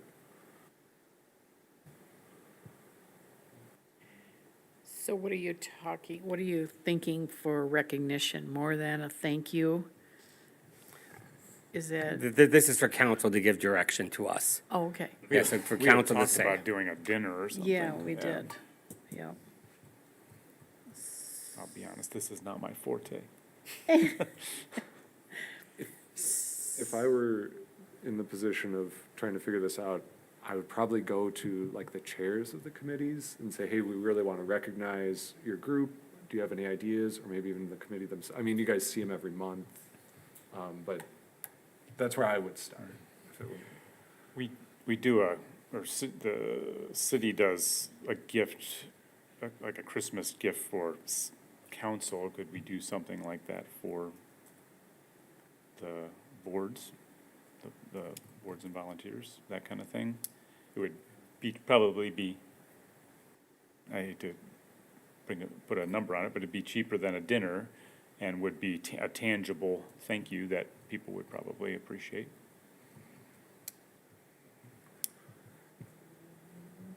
Yeah. It's not a bad idea. I don't know. But again, I'd just go Yeah. start, because there might be other ideas out there too. Yeah. So, because we're short on time, you think maybe this is something we could bring up at our roundtable discussion, maybe at next meeting? Sure, I mean, And give one thing I'd people some offer, thoughts just real maybe quick, on if, what- yeah, if you want to know how they feel, every board has a council liaison. So the council liaison can talk to the committees and say, yeah, how do you guys want to be recognized? And that's what I was thinking. The of. idea of a shirt thing would not be difficult, because we already do that gift for the employees and council members each year. That's just having, filling in a number, and then, what size are you, kind of a thing. So there's an opportunity there. Shirt, coffee mug, all different Coffee types- mug, all different. yep, I mean, Coffee there's mug some center. ways. I mean, I'll be honest, my own opinion, handwritten letters that Michaela did last year, I hope were well-received, because not many people do handwritten letters anymore nowadays. And that takes some effort. That takes some physical, I'm gonna put, into this. Well, it looks very personal. Yeah. Handwritten letters from each council member to the boards that they're the liaison on, to personally thank them. Could be, a different way. If you guys want to write personal, thank you so much for volunteering with me. That's another way to do it. But yeah, we, So think about it for a let's- while, and then we can, Let's think about this item and everybody come up with some ideas maybe, and if you want to shoot them to Delora, or if we just want to do it roundtable and discuss it again sometime, okay? Review of the council agenda. There is a couple amendments, actually 3 of them, I think. correct. We have to amend, so at the meeting, when we get ready, we have to amend. We added 6A, which is a presentation from Life EMS. And then we added, we changed the vendor for 11E1 and 11E2. So we'll just have to amend the agenda there. So I think that's it on the agenda, right, Michaela, Joel? Okay, anything else from council or staff? Okay, I'm going to adjourn the study session at 6:54, and we will meet again at 7 o'clock for the regular meeting.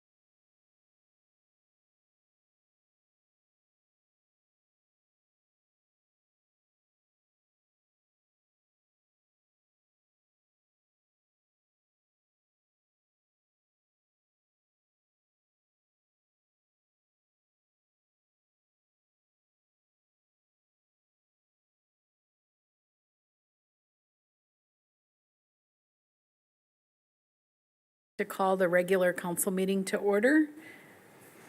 If I could get Michaela to do a roll call, please. Sure. Councilmember Zeter, Here. Councilmember Hands, Present. Councilmember Byrd, Here. Councilmember Redding. Here. Councilmember Morgan. Present. Mayor Pro Tem Galloway. Here. Mayor Andrus is absent, and you have a quorum. Thank you, Michaela. We would need a motion to excuse Mayor Delora, please. So moved. Second. Okay. I think so. Do we? Yeah. Okay, do we have a motion on the floor? All in favor, please signal by saying aye. Aye. All opposed, same signal. Okay. Next on the agenda, if you could please all stand and recite the Pledge of Allegiance, please. I pledge allegiance to the flag of the United States of America and to the republic for which it stands, one nation, under God, indivisible, with liberty and justice for all.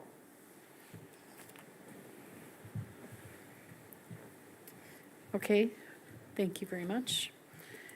The next item is the approval of our agenda, and we do have some amendments, as you can see on the board. We have to add 6A, which is a presentation from Life EMS, and we have to change the vendors for 11E1 and 11E2. The vendors were switched on the original agenda. So if I could get a motion to approve with the amendments? Second. Okay. It has been motioned and seconded. All in favor, please signal by saying aye. Aye. Aye. All opposed, same signal. Passes. The next agenda item is approval of minutes. 5A is approval of the closed study session minutes from August 22nd, 2022. Michaela will be handing those out for us to take a look at.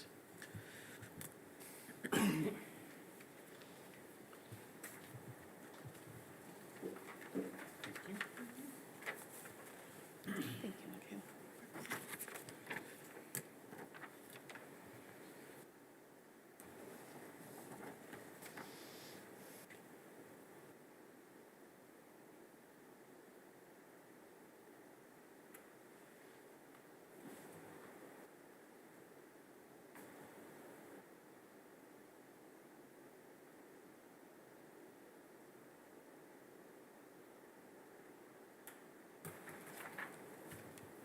Okay, if everybody's had a moment to read those, if I could get a motion to accept the minutes from the closed session from August 22nd, 2022? So moved. Second. Okay, it has been moved and supported. All in favor, please signal by saying aye. Aye. All opposed, same sign. Phew. Okay, Michaela will come and pick these up. You guys want to just hand them? and- Oops, I'm sorry. Okay, next on the agenda is 5B, approval of the study session minutes from September 26, 2022 council meeting. Any changes to that that you received, Michaela or staff? Okay.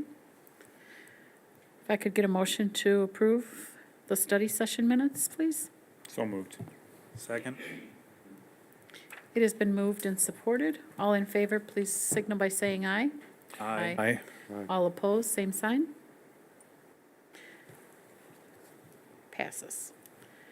5C is the approval of the regular meeting minutes from September 26, 2022 council meeting. Any changes there? Okay. Could get a motion to approve those, please? So moved. Support. Okay, we have a motion and support. All in favor, please signal by saying aye. Aye. All opposed, same sign. Okay. Next on our agenda, we have special presentations and recognitions by mayor or council. We have 6A, which was one of our amended added items. We have a presentation from Life EMS. I'm sorry, I do not have your That name. is quite all right. My name is John Pinkster. I'm the Director of South Operations for Life EMS Ambulance. So first off, thank you, council members, for having us out this evening, and City Manager Dye for adding us to the agenda this night. We wanted to come before you this evening and talk a little bit about the contract extension with Life EMS. As some of you may be aware, Life EMS has been the provider for the area for better than a decade now, and has worked very diligently to keep, cost affordable pre-hospital care within the Allegan area here. We are based locally within our municipality here in the city of Allegan, and we've been very proud of being able to share that distinction with the community here. Unfortunately, I think it's interesting that about 4 years ago, we drafted a new contract, and during that time, no one could have foreseen the global pandemic that would take place, nor the healthcare provider shortage that has ensued since. And unfortunately, when we built that agreement, we included a 2.5% annual, which seemed appropriate at the time, increase for the subsidy dollars involved in that. So just to give you a little bit of quick background here, ambulances are funded in a couple of ways. One, they're the subsidy dollars, which is what we're discussing here this evening, and two, there are ambulance service fees or transport rates. So when we bill those out to the insurance companies, and they recoup the dollars from the transports of the patients themselves.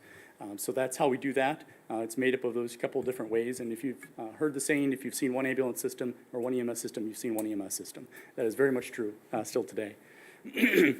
So our challenge, of course, has been a overburdening of costs since the global pandemic, whether that's the fuel that everybody has experienced, whether that's some medical supplies that have gone very, very rapidly up in cost, whether that's labor costs. All of those things have escalated very rapidly and have unfortunately put us no longer in a 2.5% world. So that is why we're before you this evening.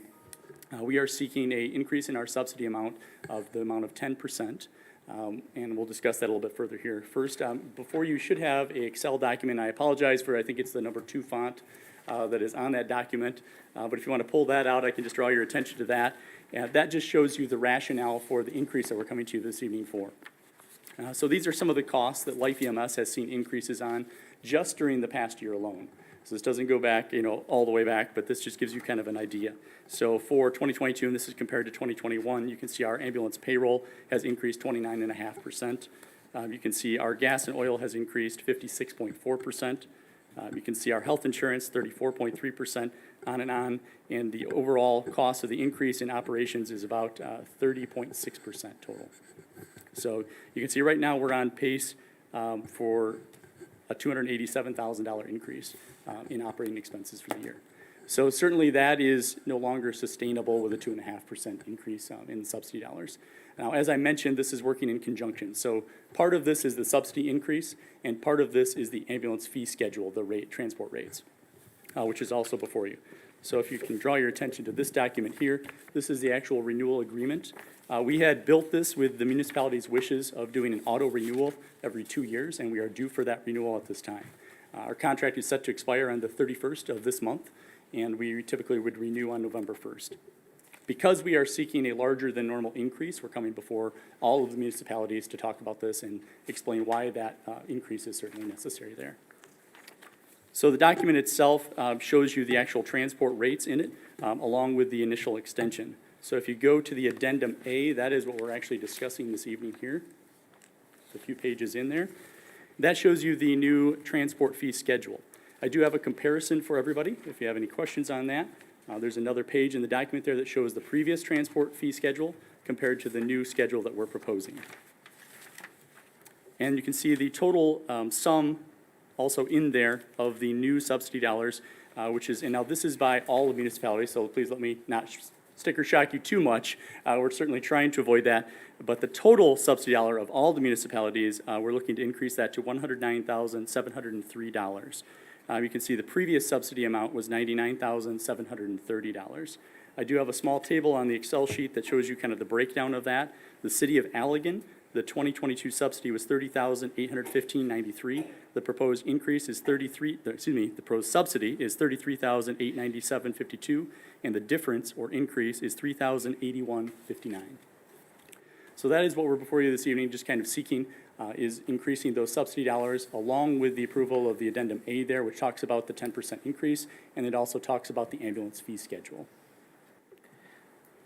Sorry, there's a lot of information in a very short period of time there. So certainly happy to field any questions any of the council members may have regarding any of the documents before you this evening.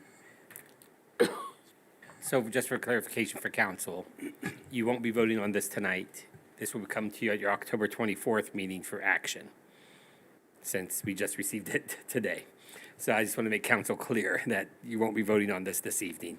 But we did want to get this presentation in when John called me this afternoon or this morning. Yes. And said, yep, let's find a way to amend the agenda and get you on here this evening.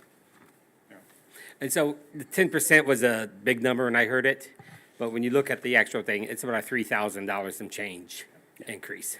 Correct. That's a much. For city cost? Yeah, the city's so that's the contribution. Talking about for, okay, all right. Yeah, 10%. Would that be one time and then going back to the 2.5%? Well, I would love to tell you that that is 100% certain. Well, for this contract period. Yeah, Because so we're in a contract what we period of wrote 2 in years. the addendum there is basically we'll have to evaluate it next year. We, at this point in time, don't know where supply costs, fuel costs, et cetera, are going to be going. I mean, certainly the world we lived in before was fairly stable and we kind of knew where the targets were moving. And this day and age, I think it's anybody's guess as to where any of the targets are moving. So I would love to So tell is you it- that that is a no, but I will also tell you that while we've had the 2.5% subsidy dollars the increase built in, we have not always taken that. And we've had times where Life EMS has elected not to take that because we were doing okay financially. We didn't need the additional increase. So we certainly work with the communities. We understand that this is a cost, a real cost in real dollars, and we certainly work with everybody to try and manage those costs. If you look at the fourth paragraph on page 1, you'll see that optional, or it includes the option for a 2.5 annual increase, along with updates to the addendums as mutually approved. So there is that option for 2.5 if the We would numbers love to work go back out. to that. Yeah. Absolutely would love to go back to that. Well, I'm just wondering, like, what is it? Because we're doing a 2-year period here, aren't we, is what this is going to be approval for. So what happens at the end of the first year and you guys say you want more? Is that built into this contract or is it just the 2.5%? No, it's not built in. So what we have built in right now is the 2.5, as Mr. Dye explained, for the following year. That would be the base minimum that you could say would be in place, but we have to evaluate the costs, and we have language built into there that says we'll advise the municipalities of those costs prior to increasing them. My other question is, on the subsidy, how is that calculated per municipality? Are you guys going off of net population of the municipality? Are you going off call-outs? Because with our fire district, we go off call-out. So the fire district looks at, in the year, how many call-outs they went to each township, then that evaluates the cost spreading amongst the parties. Currently, it's done by population. We have no skin in that game, so to speak. However, the municipalities see fit to distribute those costs. That is certainly up to a discussion with the municipalities. We do meet quarterly with representatives from each of the municipalities. Our next meeting actually is scheduled for next week. And then we talk about those various sorts of things. We've been talking about some of these increases that we know are coming at those previous meetings as well. So, yeah, so of course, then the population, we're going off 2020 census populations, I would hope by now, that these aren't based off of like 2010 census when we're doing these calcs. The contract last renewed in about 4 years ago, so I don't know if it's been a 2020 census count. I can't speak to that.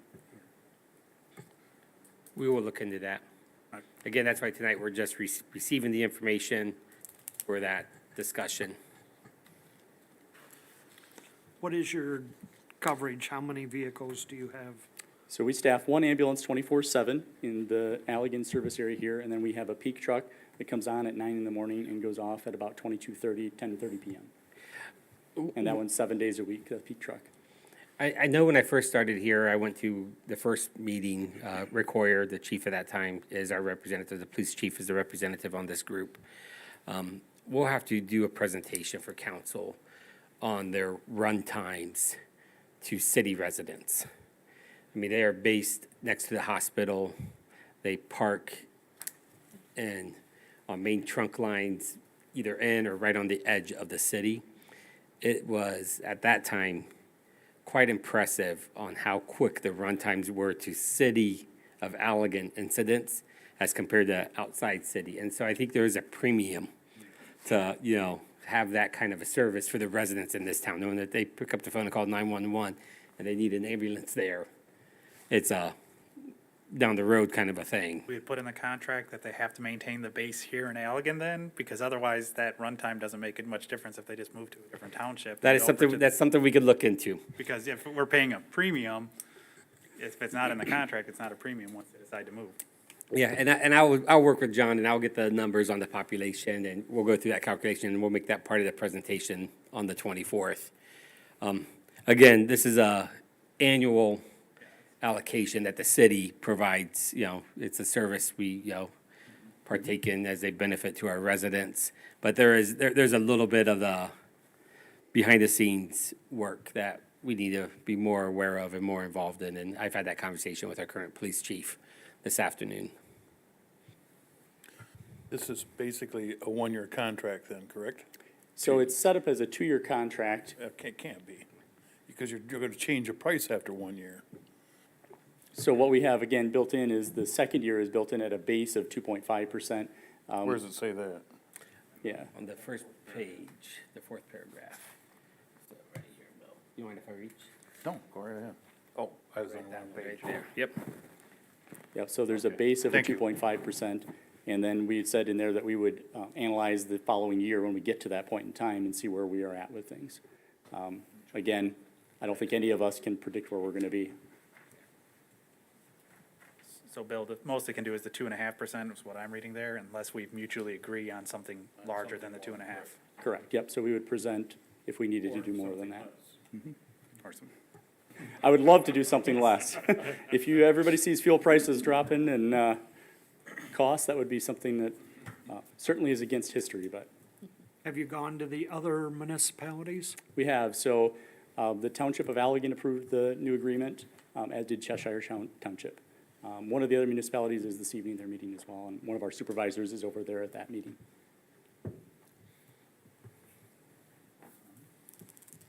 Okay. Thank you All so right. much. Thank you, council members. All right. Okay, next on the agenda is public comment. This is for anything that is not on tonight's agenda. If you have anything, you can step up to the podium. Okay, seeing none, we'll move on to the next item, which is reports from boards, commissions, and city offices. 11A is city boards, commissions, and area agencies. 11A1 is the Historic District Commission October meeting and the October 4th and 6th open house meetings. Dave is going to take this. Yeah, so at the last business meeting, it was really all just planning for those public input meetings. We prepared a PowerPoint, we had posters. We talked a lot about room setup and how we would address the crowd. So that was pretty much that October 3rd meeting was all about preparation. And then October 4th and October 6th were the public input meetings, and those were fairly well attended. I don't have numbers on how many people came, but I would say an average of 20 both nights, and good conversation from everybody who came both nights. And the October 17th meeting that we've got is really about bringing the group back together and sort of reviewing everything we heard. Michael Keela was taking notes for us during the meeting so that the committee members could focus on engaging with the folks who came. So I want to be careful not to speak to anything that we heard that night at this time until we've got a chance as a group to review it and make sure we're all in agreement on what we heard and how we want to respond to it. But both nights, I think, went really well, and I was very happy with the turnout. I drove by the one night and there was a lot of people in here.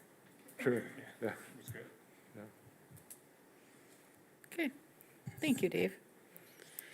Next on the agenda is the Finance Department, request to approve accounts payable and payroll. And I will take this. We had accounts payable in the amount of $292,518.56, and payroll in the amount of $92,583.19. The total disbursement was $385,101.75. Could I get a motion to approve, please? Support. Okay, it has been moved and supported. All in favor, please signal by saying aye. Aye. All opposed, same sign. Passes. Next on the agenda is the request to approve an early payoff for a USDA loan. Assuming, Joel, you're taking this since Sure, yeah. Tracy's not here. There are two loans that we have through the United States Department of Agriculture / Rural Development. One is for the airport hangars that were constructed in 2004, and then one is for the Eastern Avenue Lift Station that was constructed in 2010. Staff has reviewed these two loans, and we are recommending that we approve these. They would come out of existing fund balances for the respective departments. The airport to be the general fund payoff, and then the USDA lift station would come out of the sewer fund. The general fund balance would be at $3 million when this is paid off, and the sewer fund will be at $1.2 million when this is paid off. Paying off the USDA loan is gonna save us an annual payment of $21,500 that we have to make on the airport hangars, and it will help bring the annual airport budget more balanced. It will make it more balanced, not all the way there, but this will be a significant step in the right direction. The sewer fund will save us $35,000 per year that we make a payment on that one. This was reviewed at your study session at your last meeting. Any questions from council?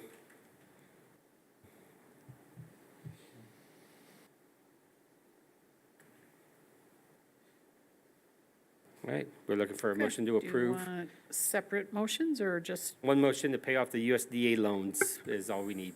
okay? Second? Okay, we have a motion and a second. All in favor, please signal by saying aye. Aye. All opposed, same sign. Okay, it passes. Next on the agenda is from our Public Works Department. 11E1 is a request to authorize a purchase order for West Michigan International for a replacement salt truck cab and chassis in the amount of $91,880.49. These were also presented last meeting at our study session. So, Doug? Yeah, as you recall, a month or so ago, the council approved swapping purchases from 2024 to 2023. Buy a street sweeper this year, cab and chassis order this year, get it next year and pay next year. So what we're asking for tonight is authorization to go ahead and order this cab and chassis.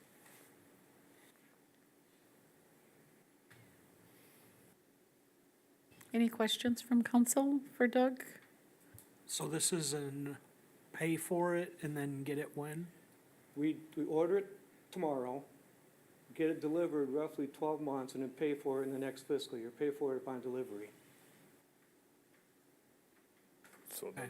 this This would be the next budget then, correct? Yeah. Right here.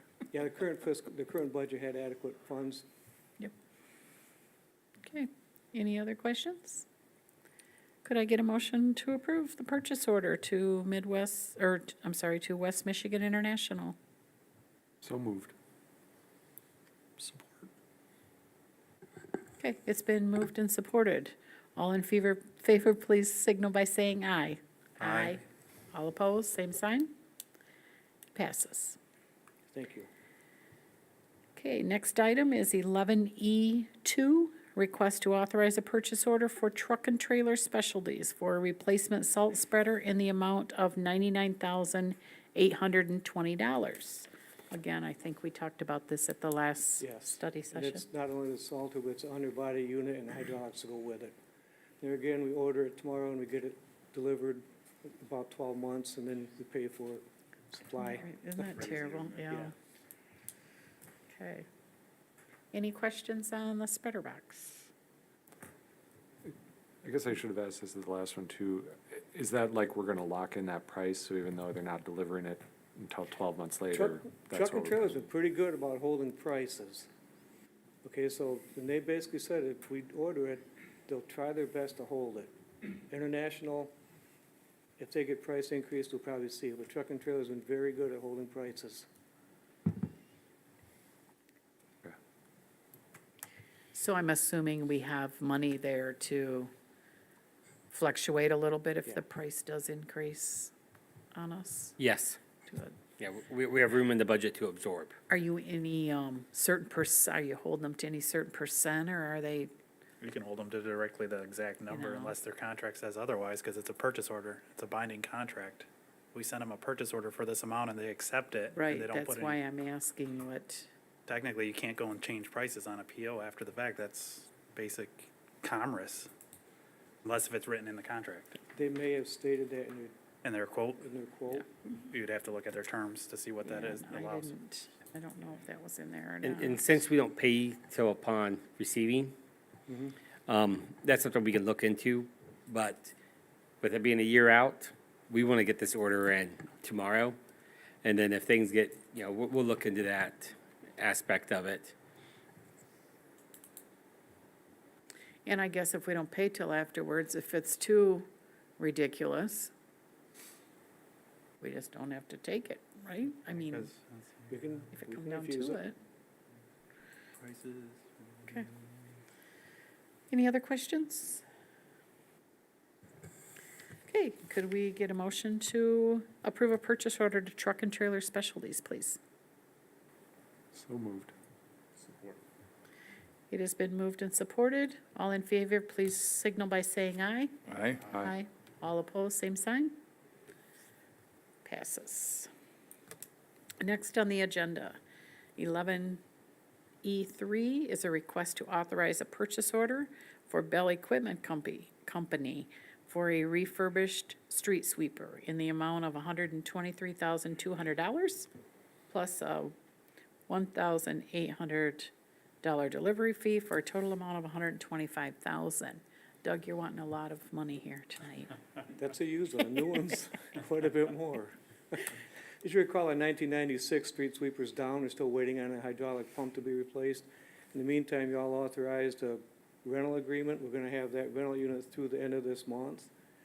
The rental, or the one that we're looking to purchase is a leased piece of equipment right now by Bell Equipment. I think it's in Kalamazoo. They're gonna lease it through the end of November, I believe it is. Bell will take it back and refurbish it, go through everything on it, and then they'll deliver it to us in February 2023. Okay, And this again was scheduled for next year's CIP, but we got the okay to switch, so it's in the current fiscal year. okay. Any questions for Doug? So 1,800 gets it delivered to Kalamazoo. 1,800 is delivery to our Public Works building from Lake Orion. Okay. Okay, could I get a motion to approve a purchase order, please, to Bell Equipment Company? So moved. Support? All in favor, please signal by saying aye. Aye. All opposed, same sign. Passes. Next on the agenda is 11E4, request to authorize a purchase order for Gemini Services for emergency repairs to a Salter unit number 210 in the amount of $8,558.27. One Doug? of our Salters we just had refurbished. We took it from Valley Truck Part. We noticed that we had been having issues with power, lack of power.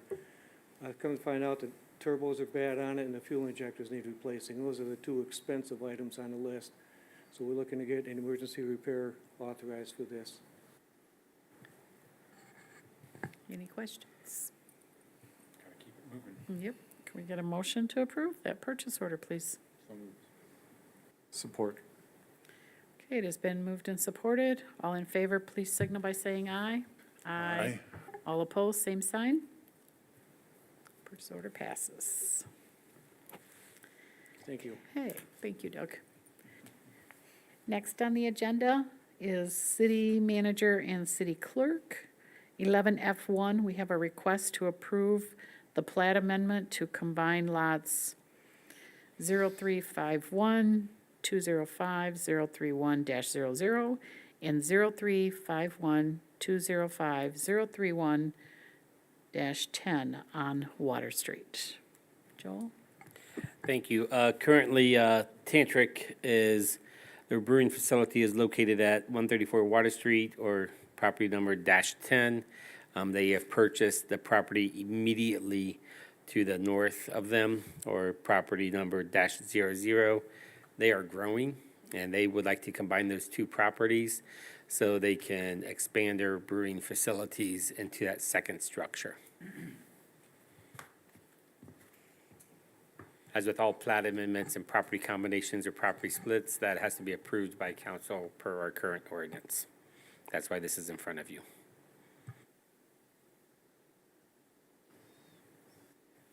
Okay, any questions for Joel on this one? I think we approved that here a while ago.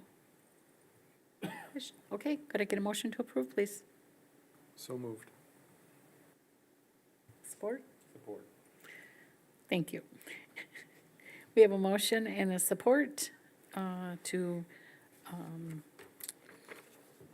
combine these two properties. All in favor, please signal by saying aye. Aye. All opposed, same sign. Passes. 11F2, we have a request to approve the city manager's contract. Remember, this is something we tabled back at the end of September at the last meeting.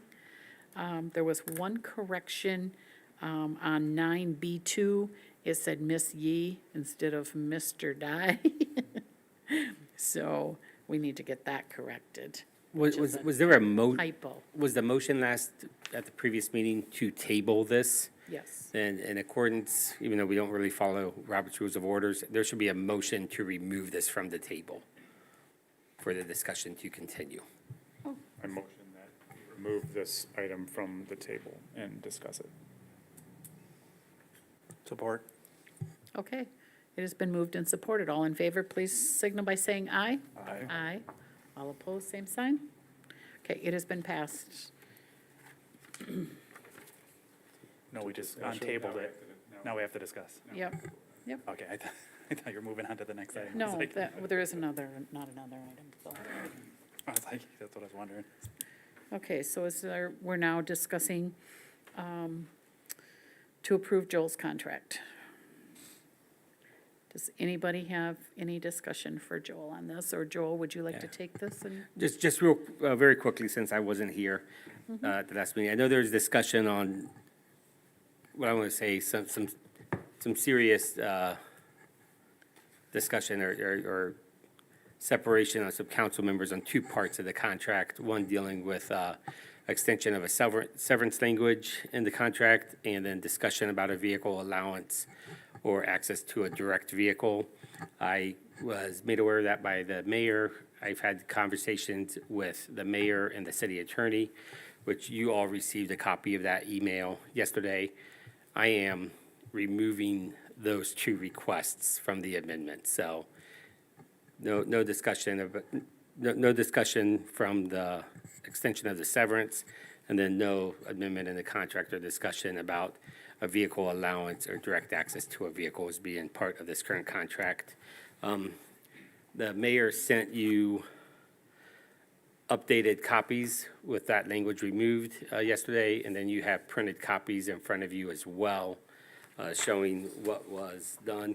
And then Councilmember Byrd pointed out that 9B2, or Section 9, subsection B2, used the term Miss Dye instead of Mr. Dye, and we need to make sure that says Mr. Dye, because the second sentence says Mrs. Dye in 9B2, right there.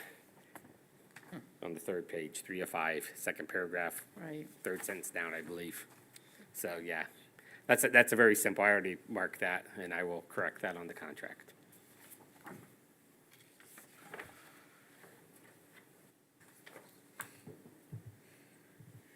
So are you, go ahead, Dave, I wondered. yeah, do you have are you having a Word document of this that we're working off of, or does the attorney have the Word document and he's got control of it? I have a Word document that I put together my original amendments, sent that to council, and then council, tabled the document at the last meeting I wasn't present at, rightfully so, and then we're here this evening. So does tonight, are we kind of just reviewing this again and then the attorney gets it and then? No, we get an opinion? tonight you're being asked to adopt the recommended amendments to my contract. I can offer two opinions. One on the salary increase, I think we've done this every year where like the salary increase kind of lines up with non-union employees. I wonder if that should just become part of the contract, if that's what we plan to do every year. I don't see any issue with that. It's in alignment with inflation. It's not an excessive amount. So that's one thing. Are you talking like removing that then, Dave? Yeah, making it so we don't have to revisit the contract every year. We can just, Oh, Yeah. there'll be areas of the contract that we're gonna wanna revisit every year.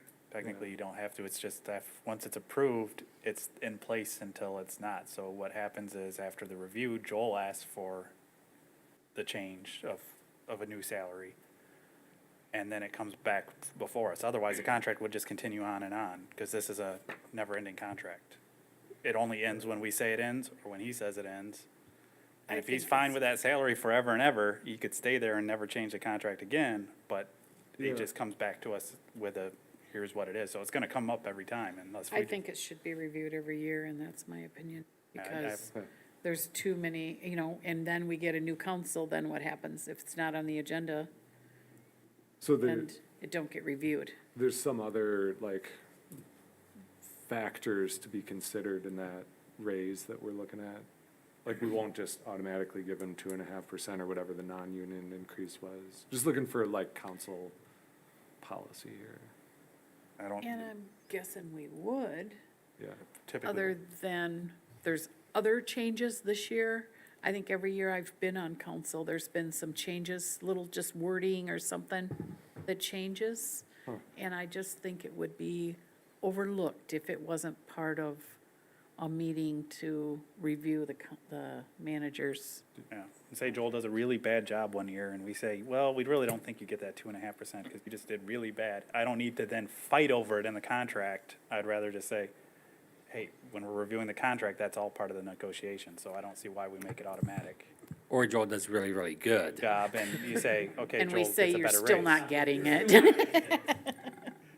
But I have no issue with, I don't think it needs to be automatic. Putting stuff on automatic ends up when you just, it eliminates, like Dolores saying, the review that we should be doing as stewards of the money is reviewing it and saying, is this what we think it should be paid for this job? So this is a performance-based It's, yeah, increase. that's why we do his other part of his review to see his accomplishments and why he gives us his accomplishments and all that, so that we have a good understanding why the salary is this. And, with the car, it went back and forth on whether car mileage or just provide one at City Hall. It's all part of the negotiation, so. I'm fine with this contract as it's put. I don't think there's any other updates other than I would probably, do I have to make a motion in 9B subsection 2 to remove the S from dies? Is that correct? Miss, to replace miss with Mr. So I'd make that motion to make that adjustment to this? Or is it as presented here? Because what's in our packet isn't this. Correct. The other change I made this morning, and I had informed you in my email that went out, was under 5A1 for compensation. It had my salary going back to last August 2021. I'm like, that's not correct. It's 2022. So in the packet you'll see a blue mark out because I turn on track changes in my comments. That was just an oversight, I'm sure, by the city attorney. I just need to know what exactly we're approving. So if we're approving what's before us right now, this is not what was in the packet, because what was in the packet was the previous. So I would offer, Peter, the language could be, you approve, you motion that you approve the contract as presented with the following amendment. Section 9B2, where Which it I says think Mrs. Oh, yeah, Dye. yeah. Motion from Peter. But it would be a motion to approve the contract CLF draft 10-10-22 with change on 9B2 to remove Mrs. to Mr. And for the change to 5A1 to have the start year be August 2nd, 2022, not 2021, just to be clear. Oh, I thought that was on this one already. I thought that was what you printed for us here. I didn't see it today. Well, that's what's on this one already. Correct, because I made that change and printed it. So is that a 10-10-22 draft? No, that would be 10-11-22 draft, right? Well, it's not what's at the top of the document. That's why I went with that. So what is your motion, Peter? So, well, if we don't have a second, that motion dies, so we can start over. So correct. are you going to make a motion? Yeah, let's make a motion to approve the CLF draft 10-10-22 as presented with the following changes. 5A1 to the start date being August 2nd, 2022.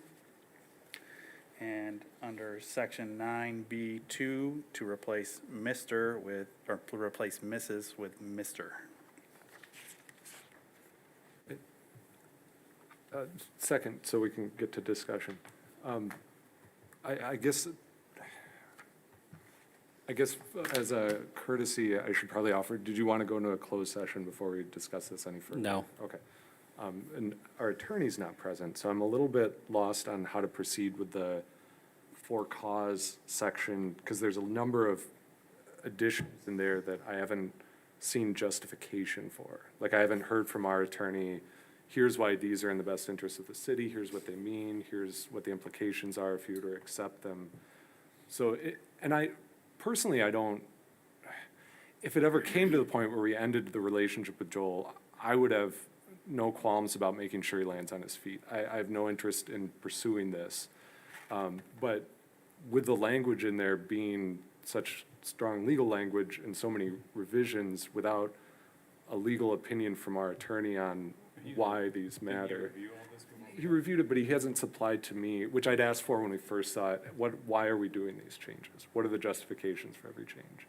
And so just personally, and again, with the attorney not being here, and these revisions are, I mean, the only ones I see left are really the salary and then these ones in the for cause area that are the significant ones left. And so, you know, I have no problem with the salary, like I said before, but the for cause ones, just without knowing background, and again, I don't have any,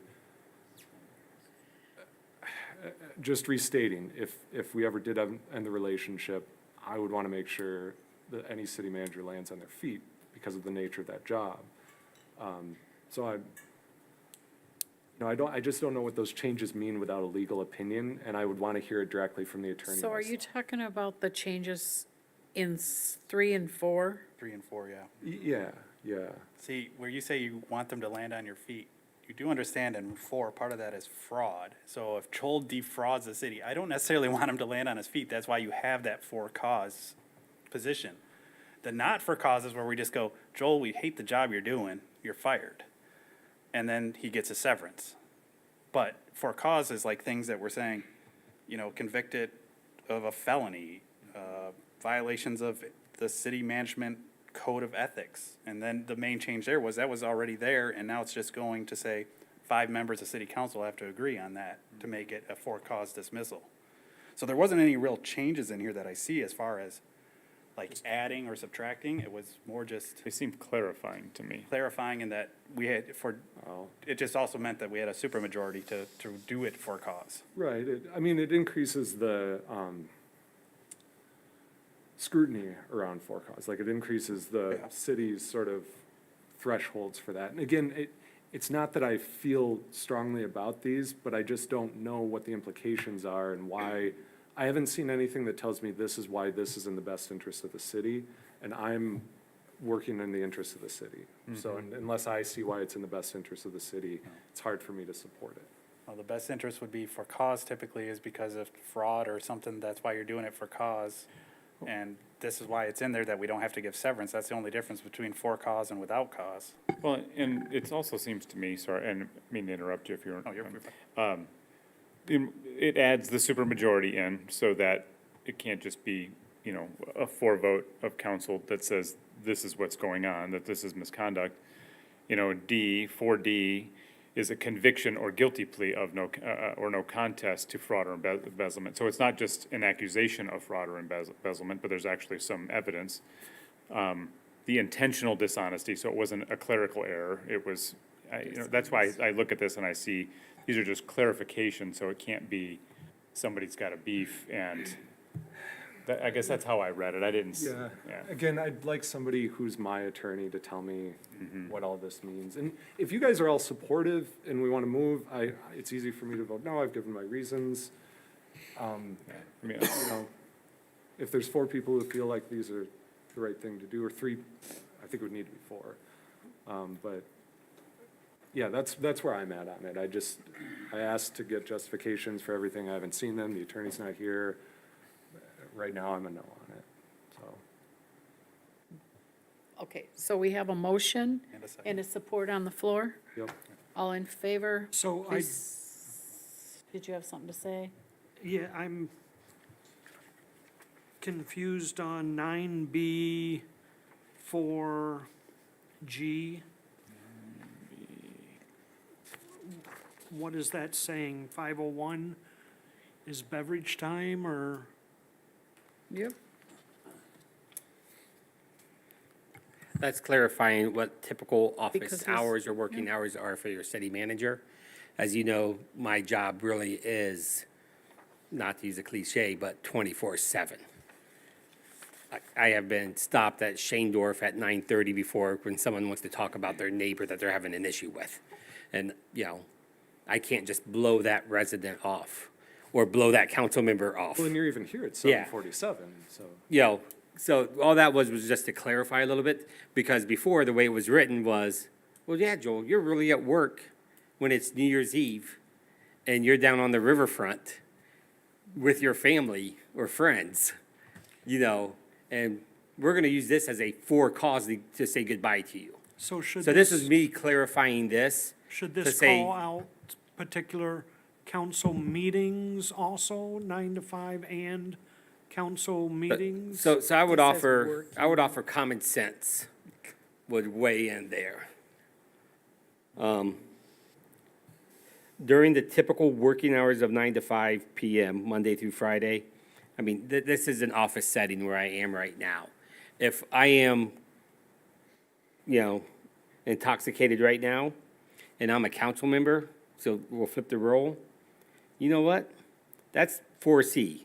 That's misconduct, whether during or outside the course of employment, which substantially impairs Mr. Dye's ability to function effectively as a city manager, or which brings disrepute to the office of the city manager, as determined by an affirmative vote of at least 5 members of the Allegan City Council.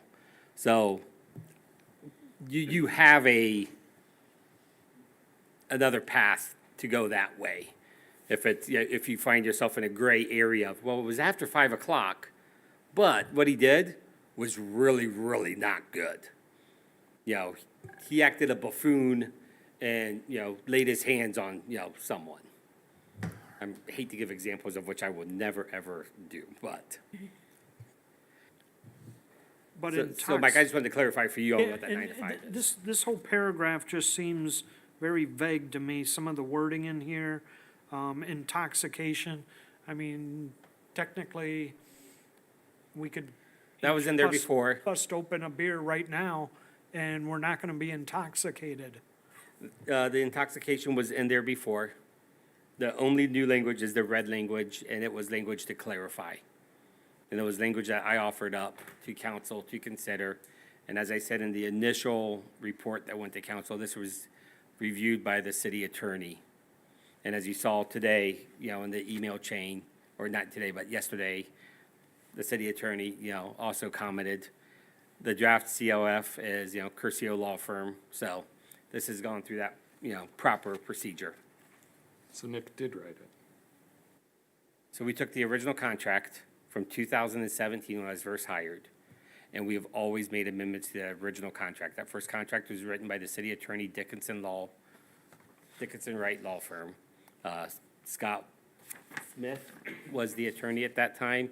Nick was his assistant. In 2018, I believe Nick went and started his own firm. And at that time, council decided to follow and keep Nick as our primary corporate attorney. But the amendments you see in there were amendments that I offered to clarify some things that I ran by Nick saying, these are the changes I'm making. So it went through his review.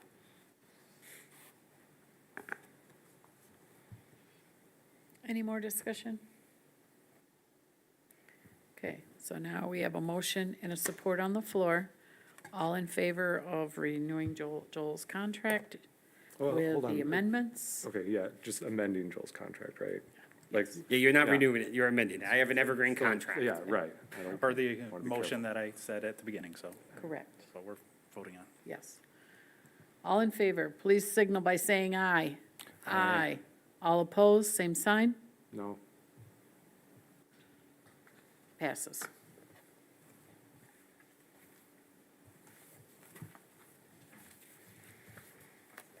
Okay, now we have, next on the agenda, we have communications from city manager, council, and mayor. We'll start with, Doug, do you have anything else to add?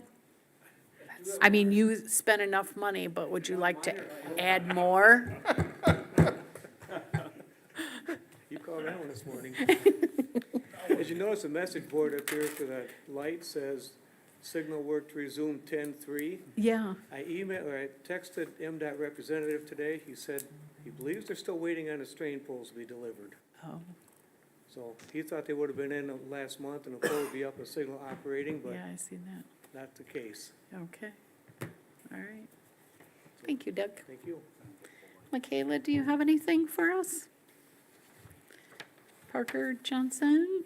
Just a quick update, the downtown Allegan businesses are hosting their second annual Moonlight Madness event this Friday. It's a downtown shopping event with extended shopping hours, so that'll be from 5 to 9 this coming Friday. Thank you. Joel? Very quickly, thank you to the council members that have reached out to check on the well-being of my mother. Thank you to the whole council for allowing me flexibility. I am in and out of the office, but if you do need me, please don't be hesitant to call me, text me. I like the distraction. It will be this way probably over the next month or so until we figure out what's actually going on. But progress is being made, and I just want to share my appreciation that I work for a council that allows me to have that flexibility to take care of some family issues.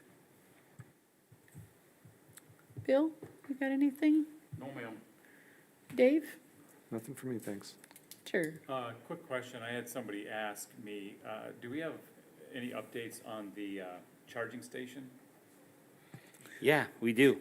What is that? So, No soup for you. we entered into a contract with Hague Automotive. Hague Automotive purchases charging stations, installs charging stations, but only upon receipt of full reimbursement from Consumers Energy. Hague Automotive has told us that we have not received approval from, or they have not received approval from consumers to do this site, even though we have a signed contract with Hague Automotive. Working with our engineer record, Abin Marsh, Tony sent them a strongly worded email that said, I brought you into 14 different cities. You're gonna make it right in Allegan, or your name's just gonna be besmirched, is probably the word. I don't even know if that's the right word, I apologize. Besmirched. I still don't even know if that's the right one. But I'll rely on you on that one, Councilmember Byrd. They came out, met with Doug and I. We identified a parking space over in the Water Street parking lot near the Boardwalk where we have a power transformer nearby to make the connection easy. We have not, they've gone radio silent since that meeting. Consumers, as you know, we have a working relationship with them. Consumers has been talking to me a little bit because of the Calkins Dam. And I just said, and then in an email, if there's anything else we can do, let us know. And so I use that as an opportunity to say, sure, it'd be nice if we can get an electrical vehicle charging station in our town. And they connected me with their, department that does that. They walked me through the process. Their recommendation is we find a new company outside Hague to work with. I forwarded that email to Hague. Tony followed up with another email, and that's where we are. It is not something we have forgotten about. They're like $70,000 to install one of these things, I found out. So this is not something I would recommend to council that we do at this moment, unless a third party wants to do it like we had with them. Well, I thought that money was already approved in that. So it wasn't part of our construction. What we approved was a handhold for the electric to be tied to. So we designed it in such a way that a charging station can go there. And we're just running into a series of obstacles in getting a charging station company to install one there. But we had already earmarked that $70,000 to do No, that, or the money that. We didn't earmark, we weren't buying the charging station. Hague Automotive was gonna Oh, buy it. I see what you're We, saying. we They were did the- earmark, we did spend some funds Yeah, in okay. the design and construction, you know, kind of planning for the best, that this is where it's gonna go. But that was gonna be their cost to put it in. That was gonna be their cost to Okay. purchase and install. And operate. And operate. And they would collect everything else from consumers, whatever that relationship is between them and consumers. Okay. All right. Appreciate that. Besides, Thanks. when Ian goes through Michigan, we're all gonna be sitting here without cars and no electric, because they won't start. Mike, do you have anything? No. Okay. Peter? Not today. Okay. I have a question, since Doug stuck around. I believe it's one of our lift stations. When you pull up on Airway Drive and look to the right on M222, there is a row of trees there. And I know that M222 is a state road. Is there anything we can do about the brush when you look towards the credit union there? I don't know if that's one of our lift stations. That is our lift station, yes. Yeah. I'll Is get there with- any way? We'll look in that, we'll get it on our schedule to get that cleaned up. Very hard to see there when you pull. I'm surprised the guys haven't complained about it trying to get out of the garage when they pull up there. We turn right, so we don't have to care. Well, that is true. That is true. Okay, all right. We'll Well, put it on list with thank Jeff you. and I'll That, check it out that'd be tomorrow. great. Thank you, Doug. And then staff, thank you so much for the event at the event center. I had a good time there. I didn't do the crazy stuff like Peter, but, and Joel, he did the crazy stuff too, but it was fun to visit with the ones that were there. I was saddened by the amount of people that weren't there. So, I appreciate you trying to get staff together and do something, so. And then Joel, my thoughts are with you and your mom. So if there is nothing else, I'd like to adjourn the meeting at 7:58.